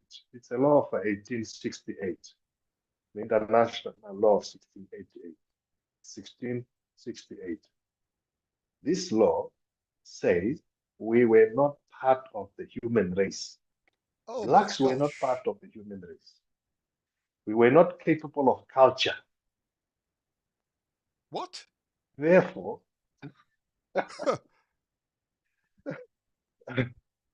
therefore, what they did was correct. And they were looking No. at whether we have whatever the intellect we may have, comparing human size of skull, size of brains, and so forth. As we speak today, there are over 300 Herero and Nama skulls and human remains in Germany as we speak. No. Right I have sent today, you. they have the skulls in Germany, this civilized country, You, which retained the you skulls of. did Oh no! Please you, explain. you did not check one. You did not check one of the pictures I've sent you that I took last November in Mhm. Germany Uh-huh. of us. Oh, are we losing him for a moment? Are you there, sir? Oh, I think I think we got too emotional, too hot. The internet is breaking. One moment, let's see if he returns. Ah, the internet is breaking. Let's see if we can. Let's see. Yes, Are we back? Oh, you're back. we back. Yes, yes. Sorry. It is to be expected. 'Cause we were expecting real emotion through the internet, and I know the internet is sensitive to African emotions, particularly one is aghast by the brutality that were by the Mhm. ancestral German people. But to hear you say that even today in Yes, Germany, more than 300 skulls of yes, your ancestors have been retained yes. by Germans, and they're attempting to justify retaining the skulls, are they? I think now it has become an issue of embarrassment Well, because really? you denying you have killed people, but then you have collected their skulls without Yeah, permission, yes, uh, and basically against our customary law. Because now we need to rebury these people to yes, all sorts of rituals and so yes. Whoa. on. And this is just the tip of the iceberg, people. And there's much more I want to say, but I'm just conscious. I want to get into the issues that have been raised here. Clearly, you mentioned. I did want to go back to this German general, von Troffer, I think it's pronounced it. Yeah, who issued Comforter. Controtta. Forgive me. Yeah, Controtta.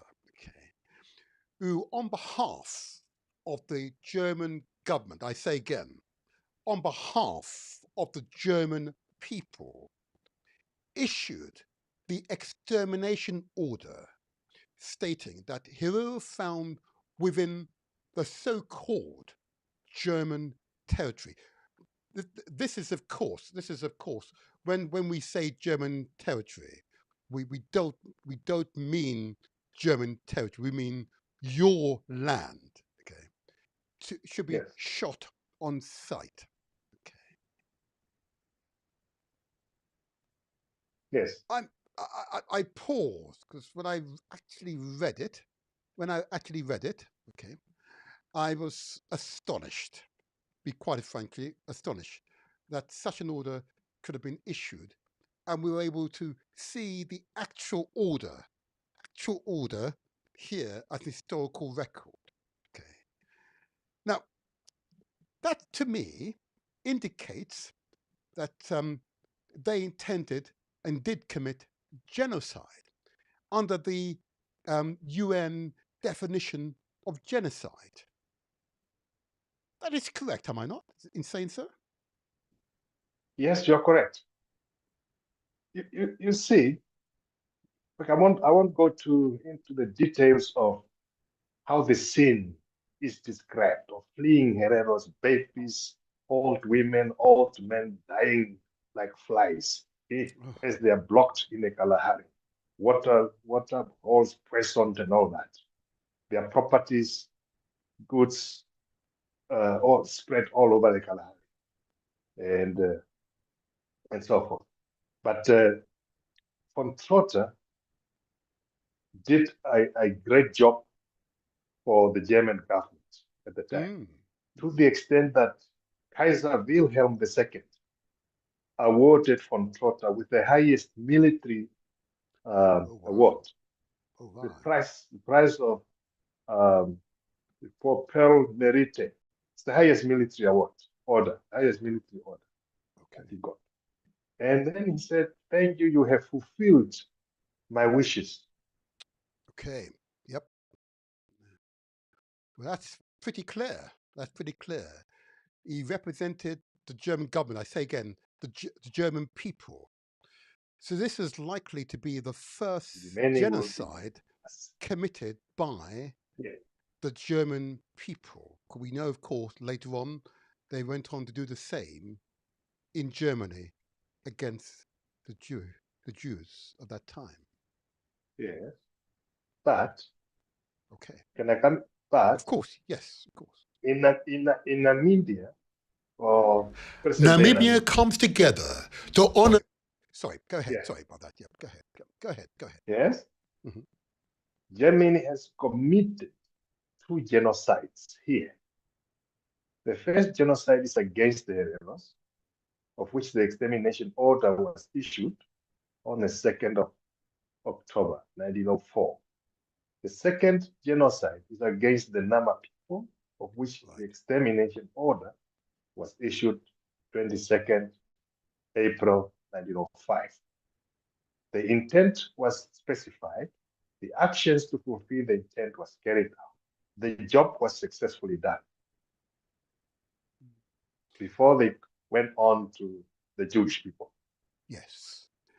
If I may, sir, what I want to do, just to help my audience to better understand the implications of your words, let's see if I can get my technology to work first time round, be nice.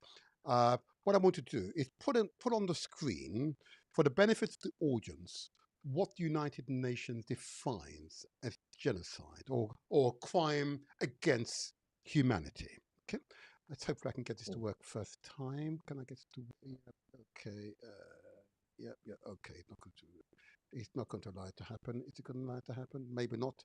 Okay, I'll try one more time. There we go. 1 second. There we go. I'll try one more time. If I get it on the screen, it'll be immensely helpful because it will provide some context for what we're about to say. It's often, I often have to do this because what tends to happen is that some people want to disbelieve the facts, even though it is presented to them and it's irrefutable. And I found that this is a useful exercise. No, this is not going to work first time. Okay, never mind. Never mind. I can't get it up immediately. In fact, I might do it one other way. But bear with me for a moment, sir. I need to get it up on the screen. But I want those who are legally trained, also. So I'm just going to take it. No, in fact, I can't get it to work. It doesn't work for the moment. But what I'm going to do is just for the benefit of the audience, just read out what this United Nations says. The United Nations, the UN Convention on the Prevention and Punishment of the Crime of Genocide, as stated in 1948, defines genocide in Article 2 as, and I'll just move this along now for my screen. I know you can't see it, but please listen carefully to my words, and this will become much clearer. Any of the following acts committed with the intent to destroy, in whole or in part, a national, ethnical, racial, or religious group. Okay, that's the definition. So clearly, the Hero people are an ethnic group. or racial group. Okay, whereas the Jews, of course, were very much a religious group. Okay, okay. Let me move on, and I'll just. These are the important definitions that I need people to hear, and invite you all to look it up for yourself. The first definition includes the kinning members of the group. That's the first definition that's used. The second definition, again, those who are legally trained will understand this, causing serious bodily or mental harm to members of a group deliberately. No. There's a reason why America, for example, refuses to be a member of the UN Human Rights. Yep, because they know your ancestors in America could sue the United States of America, okay, under that act already, okay? Why America will not join the UN Human Rights Court, okay? Third is deliberately inflicting conditions of life calculated to bring about its physical destruction in or in part. Now, of course, the Africans in Australia will recognize this. This is what the British did in Australia. A similar genocide was committed against Africans in Australia, so-called Aboriginal people of Australia. And the fourth definition used by United Nations, okay, imposing measures intended to prevent birth within the group. Again, exactly what they did amongst people in Australia, okay, and to a limited extent to Africans in the Caribbean and the Americas, okay. Because of course, we don't reproduce, you don't have workers, so there's contradiction there, okay. And the last definition, forcibly transferring children of the group to another group. Now, that most certainly happened in Australia, where Aboriginal children were transferred and taken away from their families. So they lose their sense of culture and tradition, which you recognize when your people were forced to move to neighboring countries and become divorced from their roots, from their peoples. Okay. Now, this key legal definition emphasizes key elements, that is genocide in intent. Okay. Those are the definitions. And I believe that your predecessors, therefore, have used those definitions to take the German government and corporate court. I just invite you now just to give us some idea of the actions your predecessors have taken in order to gain justice for your people. Yes, Of course. you're very clear on that definition.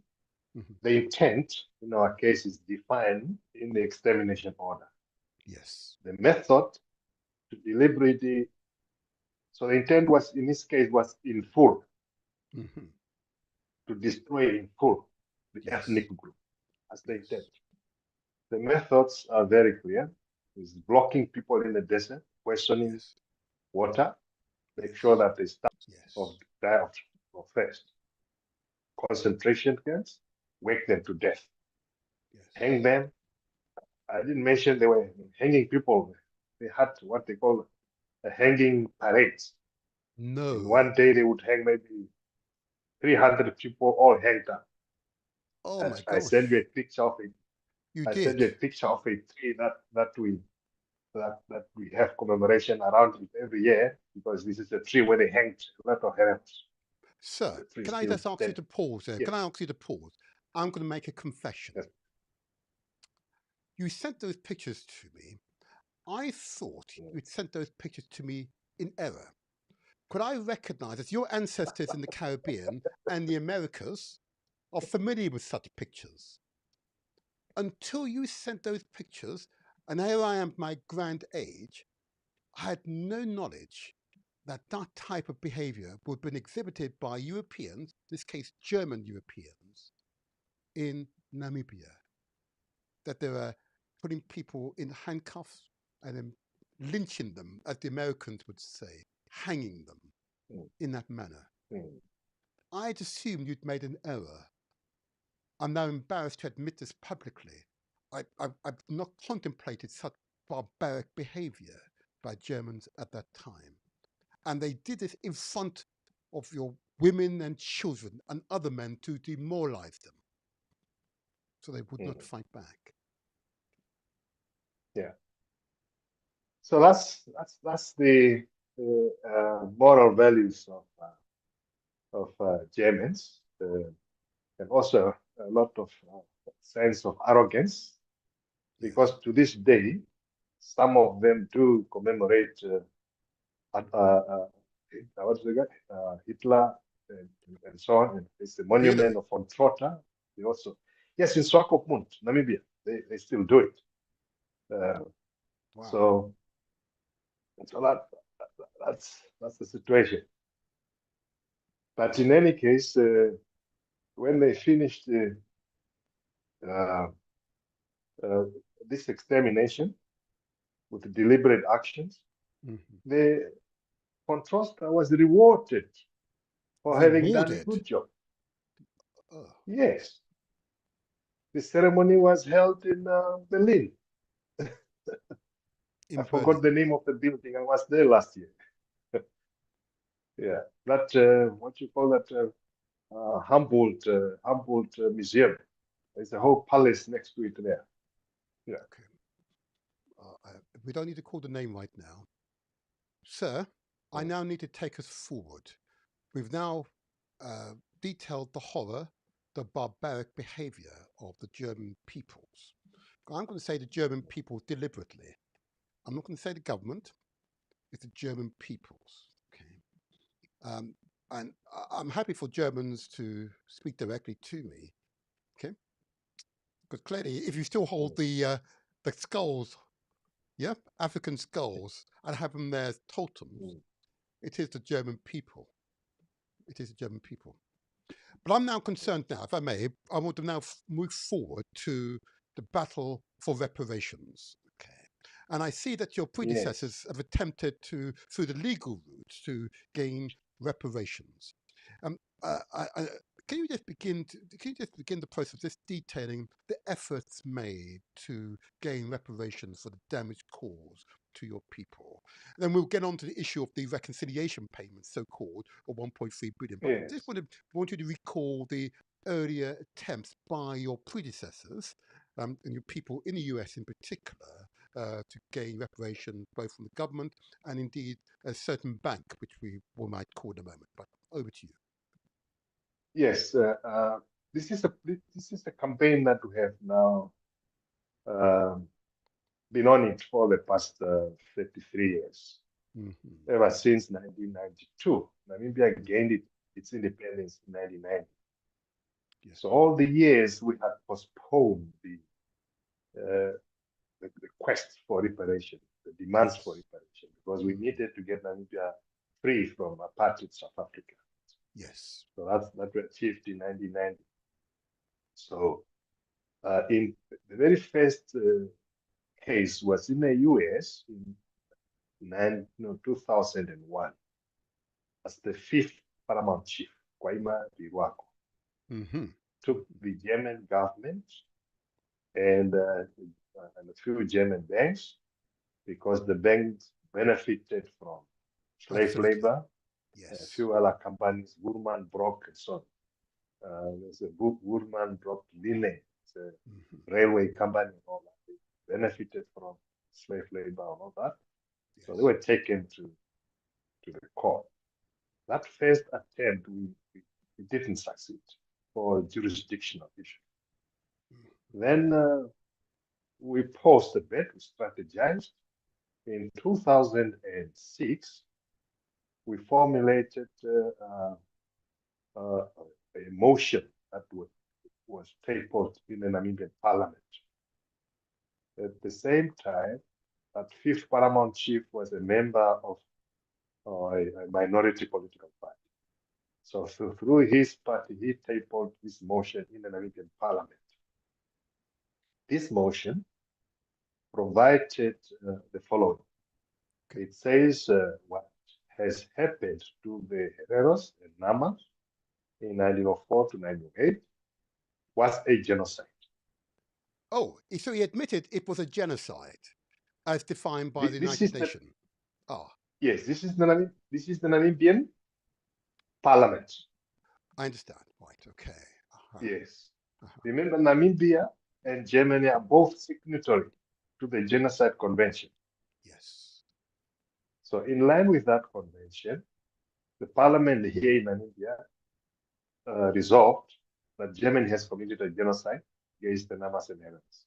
Okay. Secondly, it resolved that there be negotiations between the victims, communities, the Herons and Namas, and the German government on the one hand, on the other hand, and that the Namibian government be, as an interested party, facilitate the negotiation with the victims, the traitors.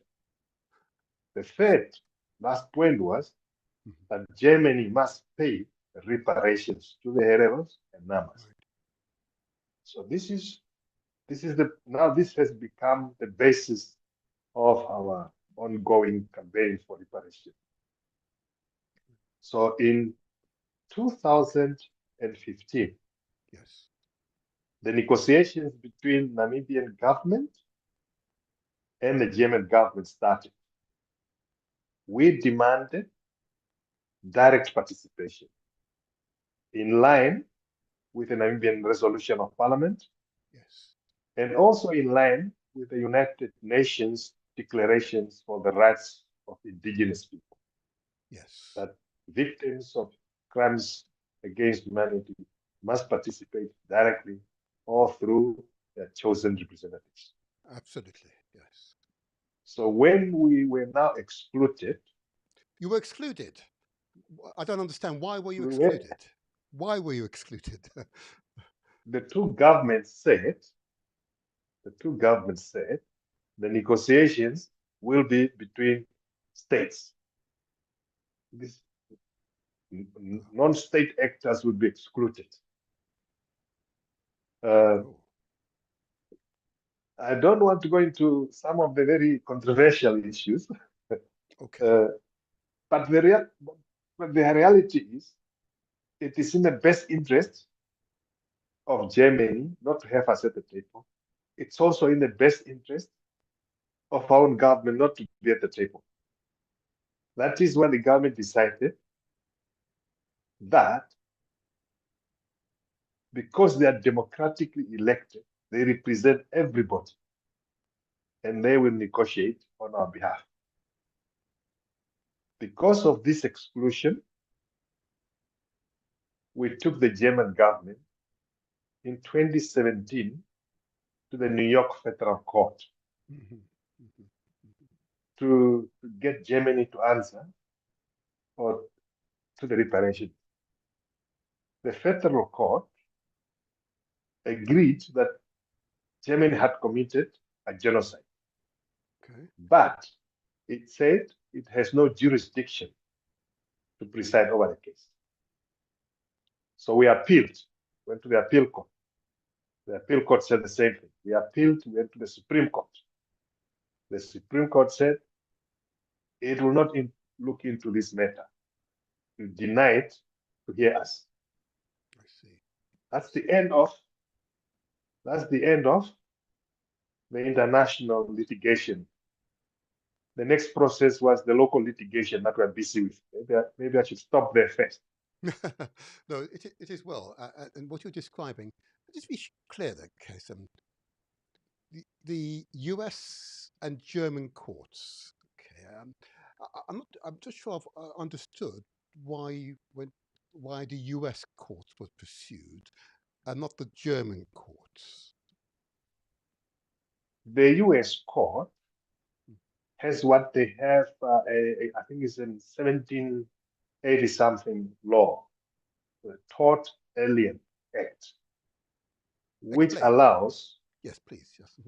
so it is an act of the 1700, which allows governments or entities to bring cases to the federal courts.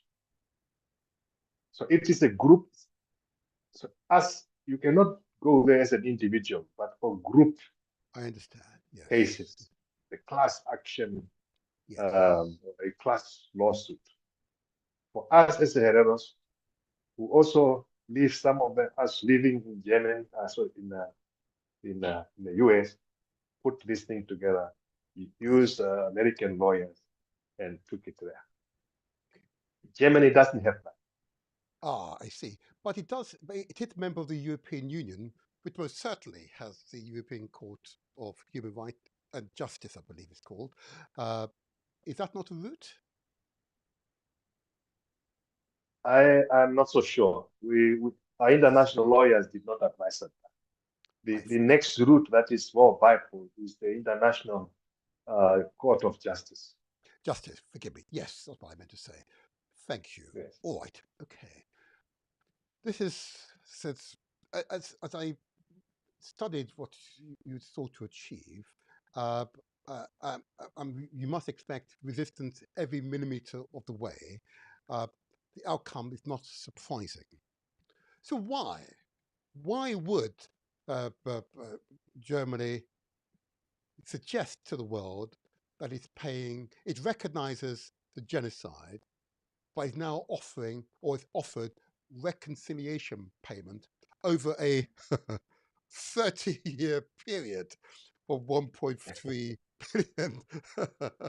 I laugh. It's so serious. Yeah. Please explain. Please explain. You see, you have a Namibian government that didn't have the bargaining power to negotiate on our behalf. Maybe they negotiated also very poorly. But Germany did not recognize the genocide. I must make that clear. They did not recognize the genocide. Germany, not formally. It says the following, and I'm going to read. Please. The events of 1904 to 1908, the events of 1904 to 1908 can be described as a genocide from today's perspective. Wow. So those things, the fightings, the killing, the concentration camps, the whatever, the extermination orders, those are events of the time. From today's perspective, can be described as a genocide, but it wasn't. That is why in the New York court, the German lawyer was arguing that we're not part of the international time. We were classified as savages. Whoa, he said this in court. The Lord, yes. No, he did not court. say that in court. Because we're not, yes, the court, African people were not part of that international law. Simply because we're people without culture. What? We were sub people. We were sub What? people. We were outside to the classifications of humanity. So that is why they say from today's perspective, those events can be classified as a genocide.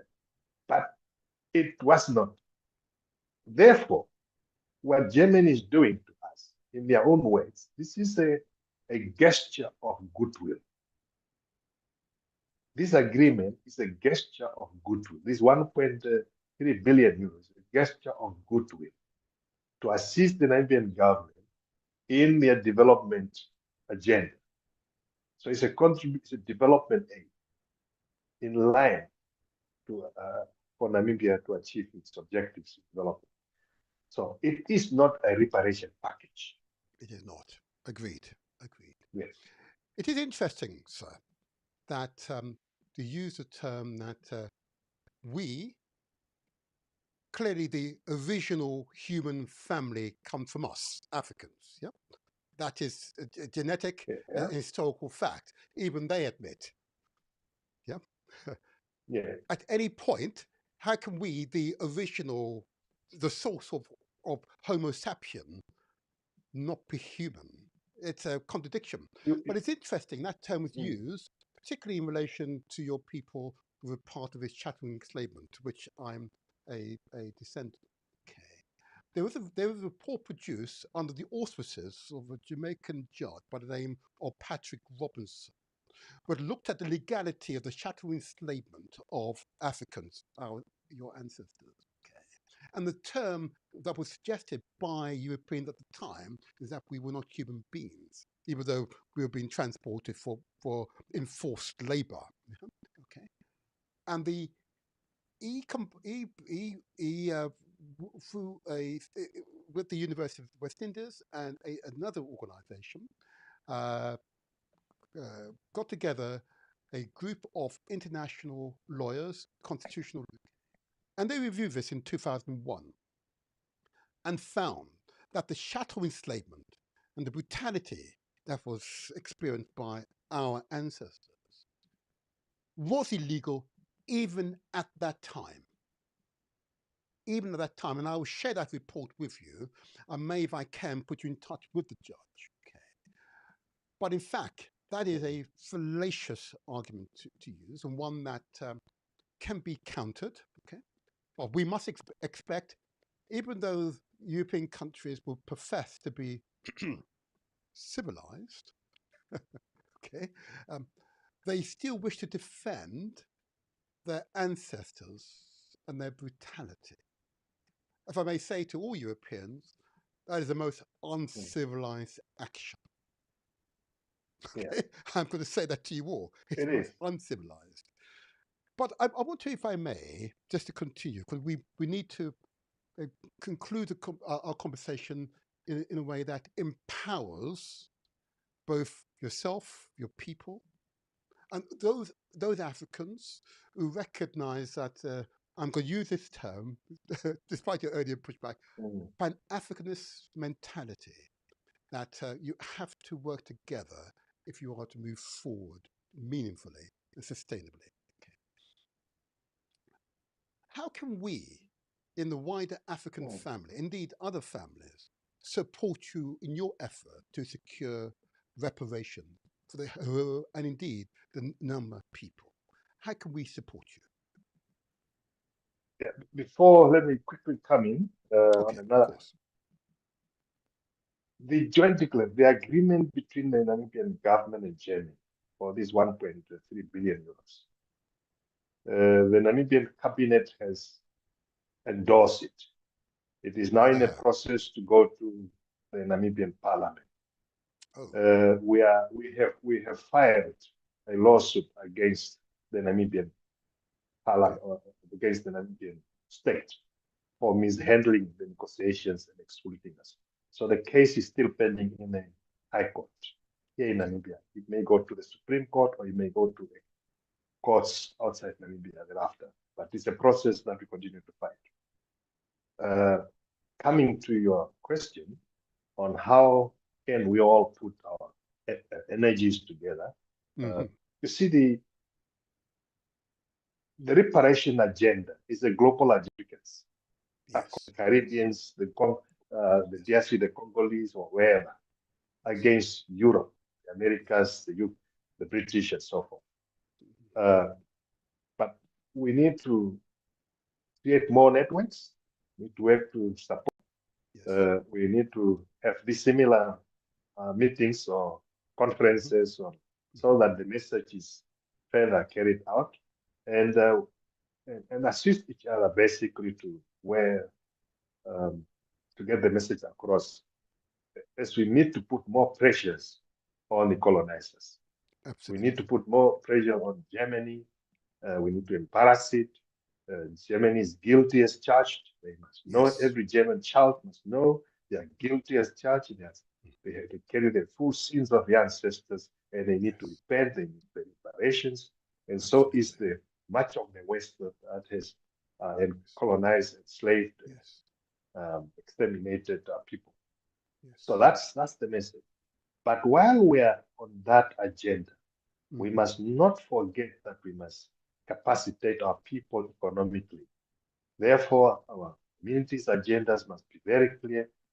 First, we need to strengthen our institutions. Yes. Our authorities must be impenetrable, because the imperialists, the stooges of imperialism, are working against us. We need to solidify our base. And we can only solidify that base also if you're not hungry. Therefore, we need to secure food security. We need to make sure that people attain a certain level of living standard. And then we must continue the fight together. Thank you. Thank you. That's very, very clear. And we're going to have to get you back in these next 6 months' time. I'm anticipating movement, sir. I'm anticipating movements. And I mean movement in the right direction. There are many messages I'm receiving on my phone at this time of support for you. And what I've asked is, how can I reach out to you? Now, you very kindly contact details, and whilst you're here, you may wish to talk to us, if I can find the right thing for me. Here we go. I put it up on the screen now. You've very kindly permitted me to do this for you. Okay, so I'm quoting your office email address. That's right. So yep, there you go. So the email address I'm quoting for you and the campaign, of course, the email address is mkatjiua@gmail.com. Yes. Okay, and I've also quoted your Twitter. You also on Twitter. That's right. Yes. And I'll use your Twitter here. And I'll spell it. Reason why I'm spelling it is because I'm conscious that many will be using their mobile phones and we will not be able to see what's on my screen.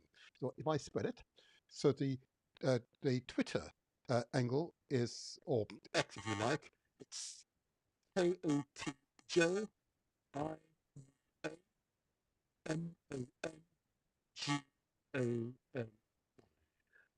Extremely informative Twitter account of mine. I can repeat the Twitter. It's KOTJIUAMONGAN.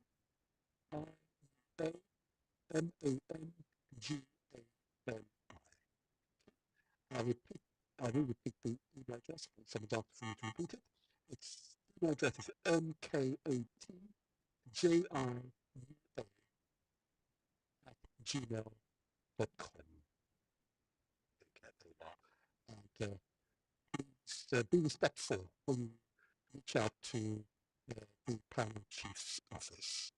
I ask. Well, we're a little over time, but it's time well spent. It's time well spent. What is your closing message to the people, sir? Thank you. It's days you say the world is a global village. Yes. So I'm accessible. Once you contact me, we take it from there. So let's keep in touch. Let us broaden the networks of collaboration so that we can put more pressure on these imperialists. Certainly, victory is certain. And to be clear, you welcome support, obviously from Africans, regardless of their national identity or ethnicity, but you welcome support globally. If there's any organization or any people in South Asia, Southeast Asia, Far East, as it were, in the Americas, or indeed here in Europe, who have a heart, who are able to have some empathy, okay, you welcome their support as well. I welcome support even from the Germans that we have crucified in the programs. There are some good Germans out there that have been assisting us, facilitating our meetings when we visit people in Germany or having the meetings with the establishment. So I welcome all for the support.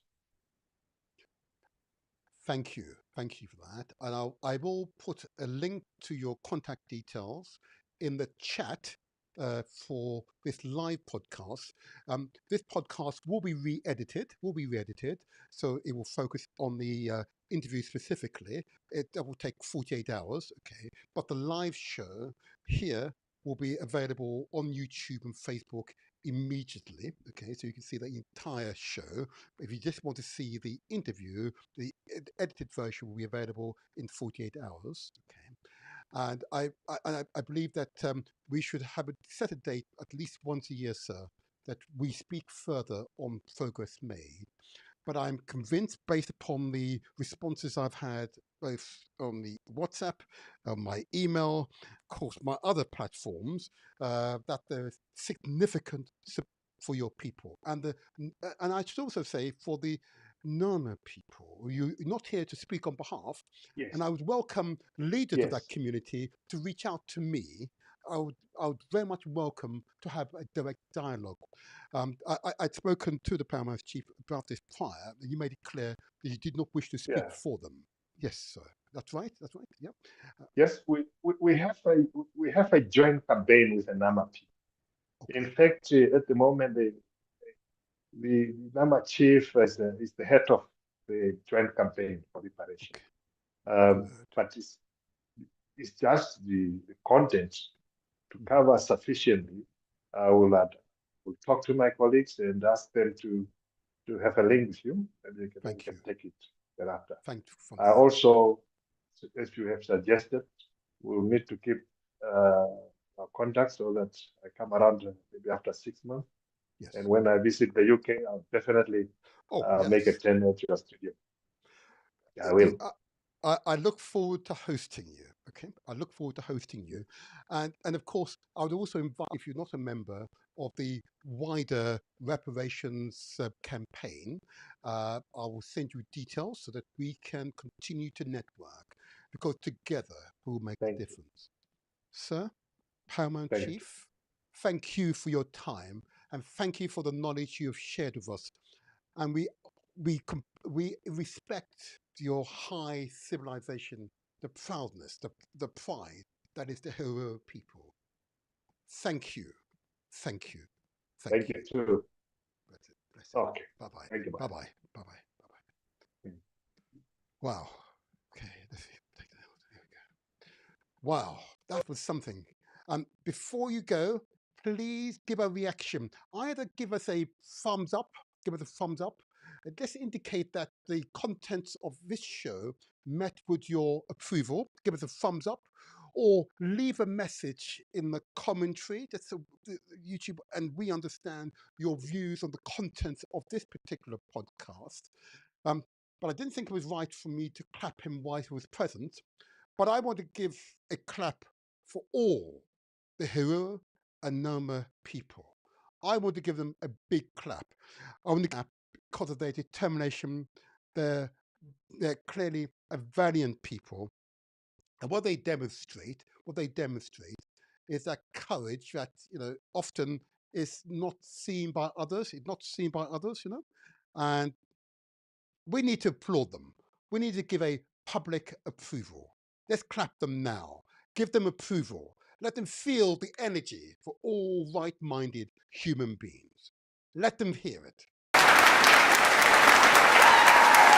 Yes, yes, yes, yes.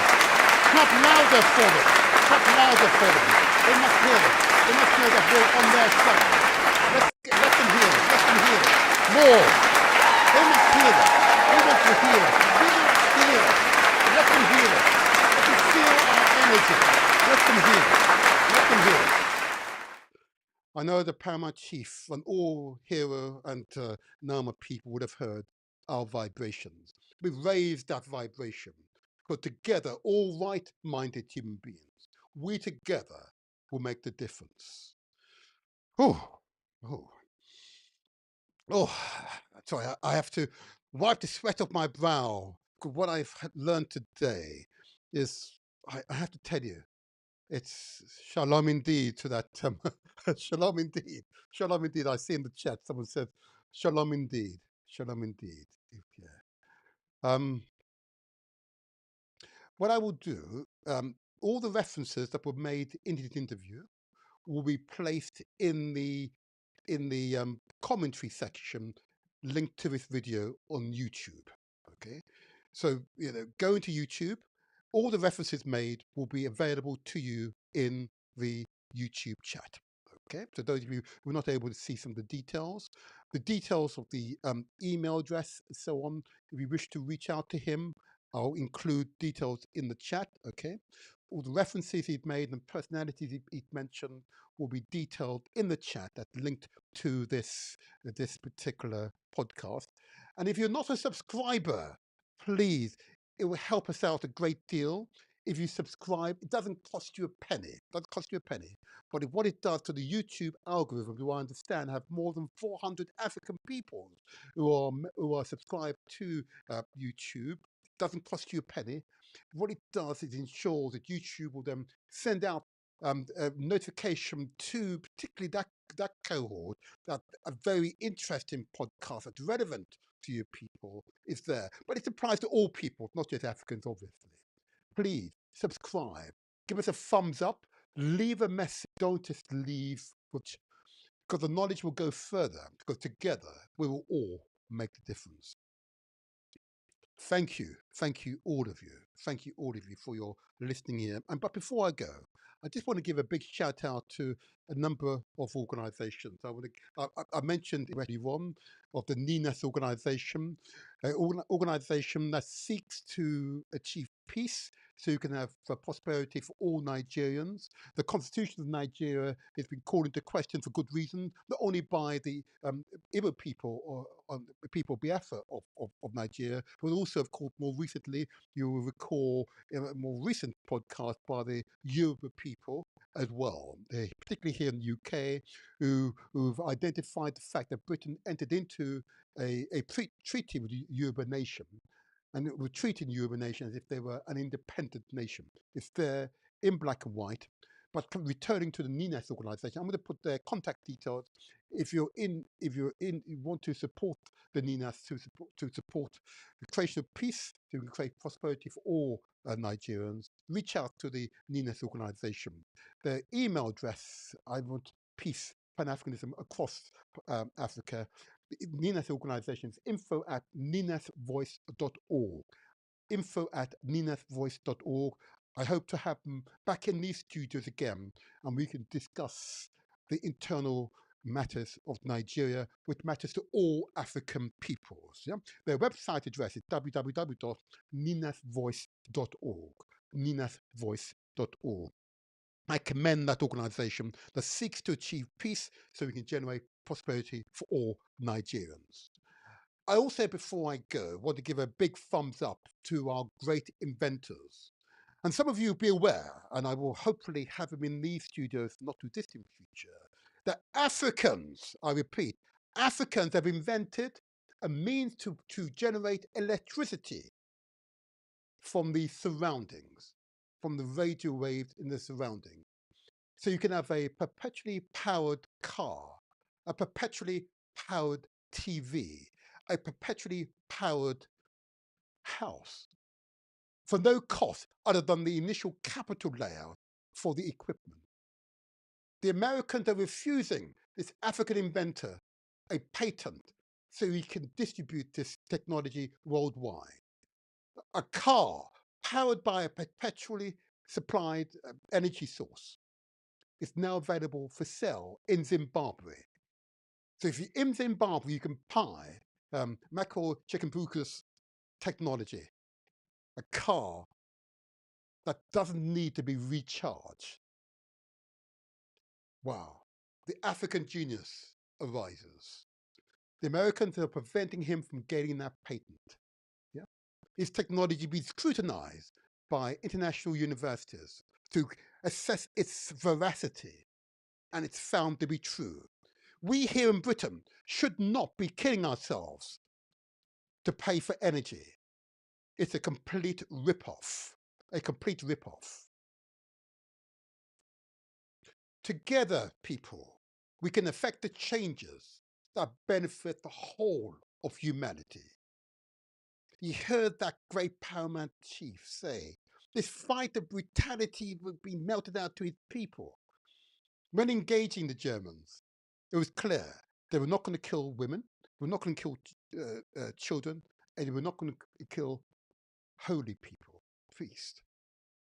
But they were going to kill the men, those men involved in the army, because they're the ones that were abusing them. Wow. Wow. I'm not sure I'd be quite so civilized. He's quite so honest. I have no idea. But it just goes to show these podcasts are impactful. They are impactful. And if you're in doubt, research. I'll put the evidence in the chat.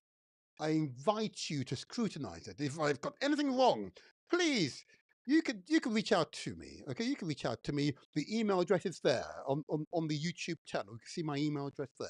Okay, reach out. What I've got wrong, that's fine. If I've got it right, affirmation will do. An affirmation will do. A thumbs up. Yes, you got it right, the motivator. Yep, you got it right. And now I'm informed and now empowered, more confident to move forward in the future. That's the purpose of these podcasts, to translate words into action. Because success is ours for the taking.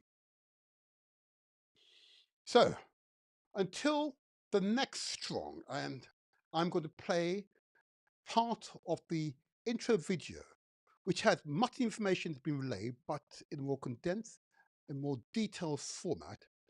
I urge you, do not leave now. Watch what follows keenly. Until the next strong, I remain the motivator. Namibia comes together to honor its brave heroes who've made the ultimate sacrifice for their country. Join us as we pay tribute to these selfless individuals who have demonstrated remarkable courage and bravery in the face of adversity. From the battlefields to the street, their stories of valor and sacrifice will be remembered for generations to come. As we celebrate the lives and legacies of Namibia's brave heroes and heroines. Get ready to meet the powerful Namibian Paramount Chief. In this video, we delve into the life and traditions of one of Africa's most revered leaders. From their rich cultural heritage to their role in modern Namibian society, we explore the fascinating world of this Paramount Chief. Join us as we uncover the history, customs, and daily life of this influential figure. Discover what makes them a true leader in their communities.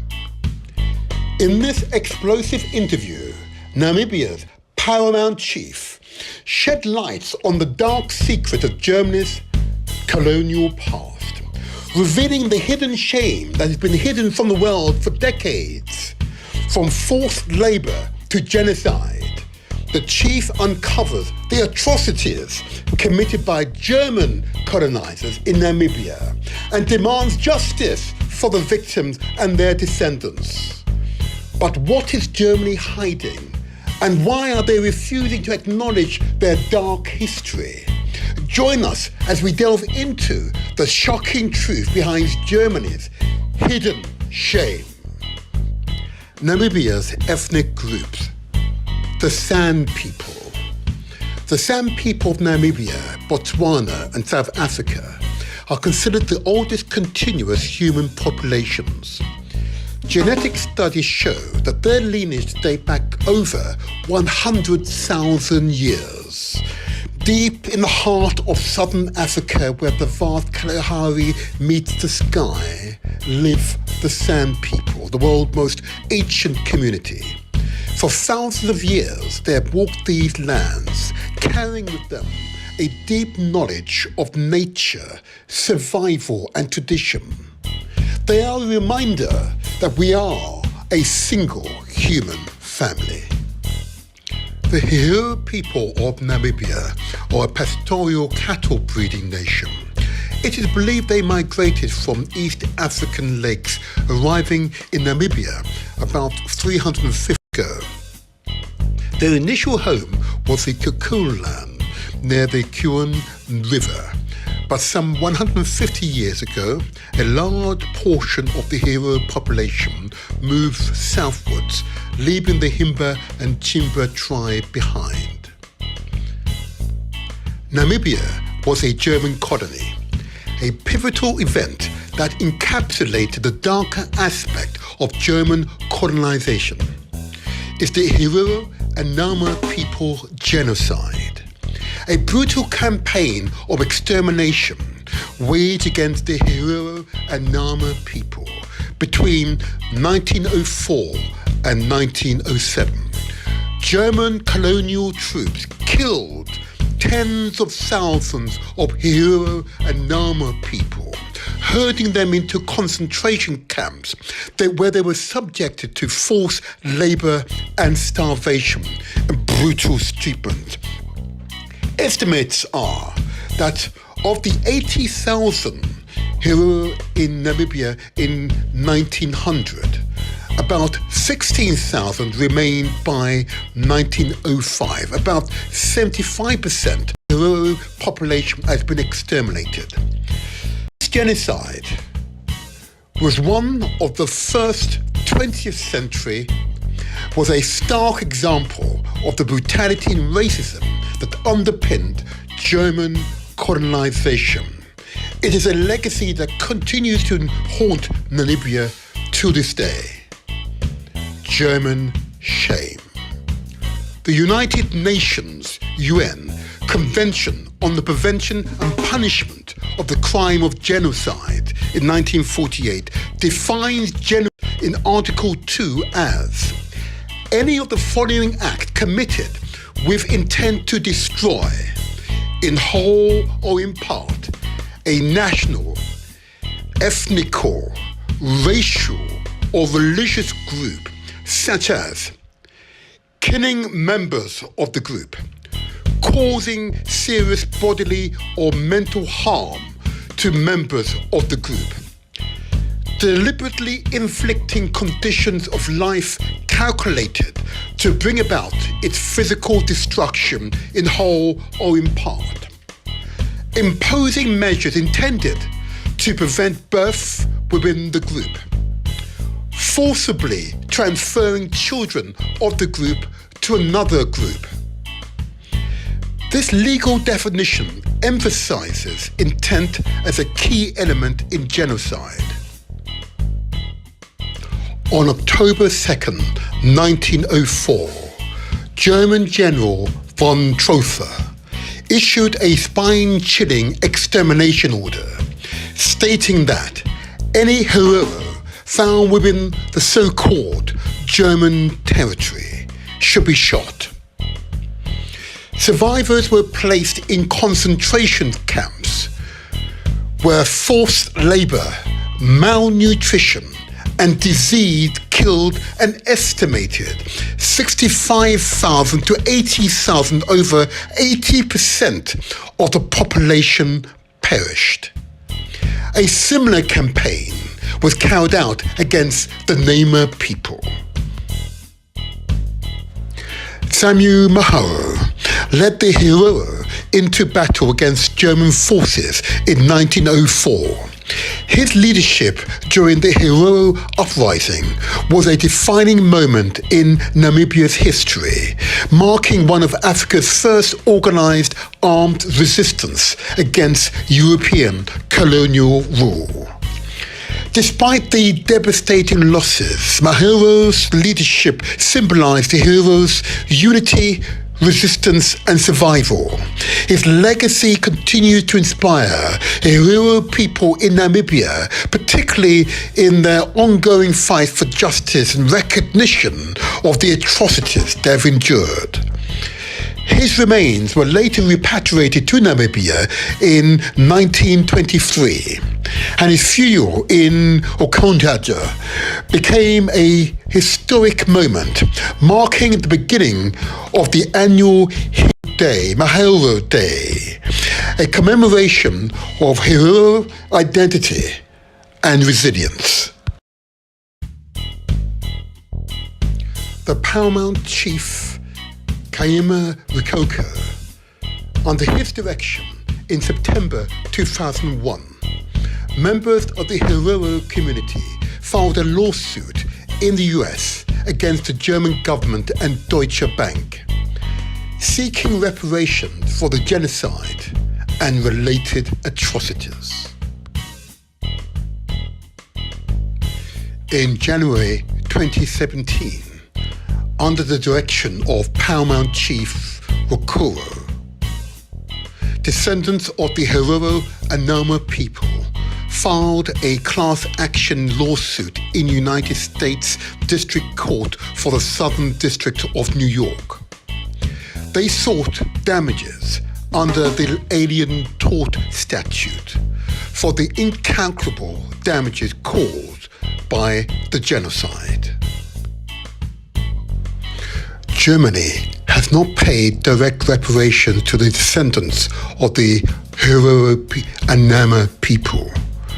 But in 2021, it formally acknowledged the genocide and agreed to provide 1.1 billion euros, $1.3 billion in development aid to Namibia over a 30 years period. On the 1st of October 2024, the current Paramount Chief, Professor Matunji Kuchia, organised the first international conference on the Herero genocide. The theme, 120 years of struggle and survival. And his motto is, "Let us die fighting." To support the reparations campaign, you may contact by email the Paramount Chief. Email address mkatjiua@gmail.com, or you may contact him via Twitter. That's JIUAMANGANI.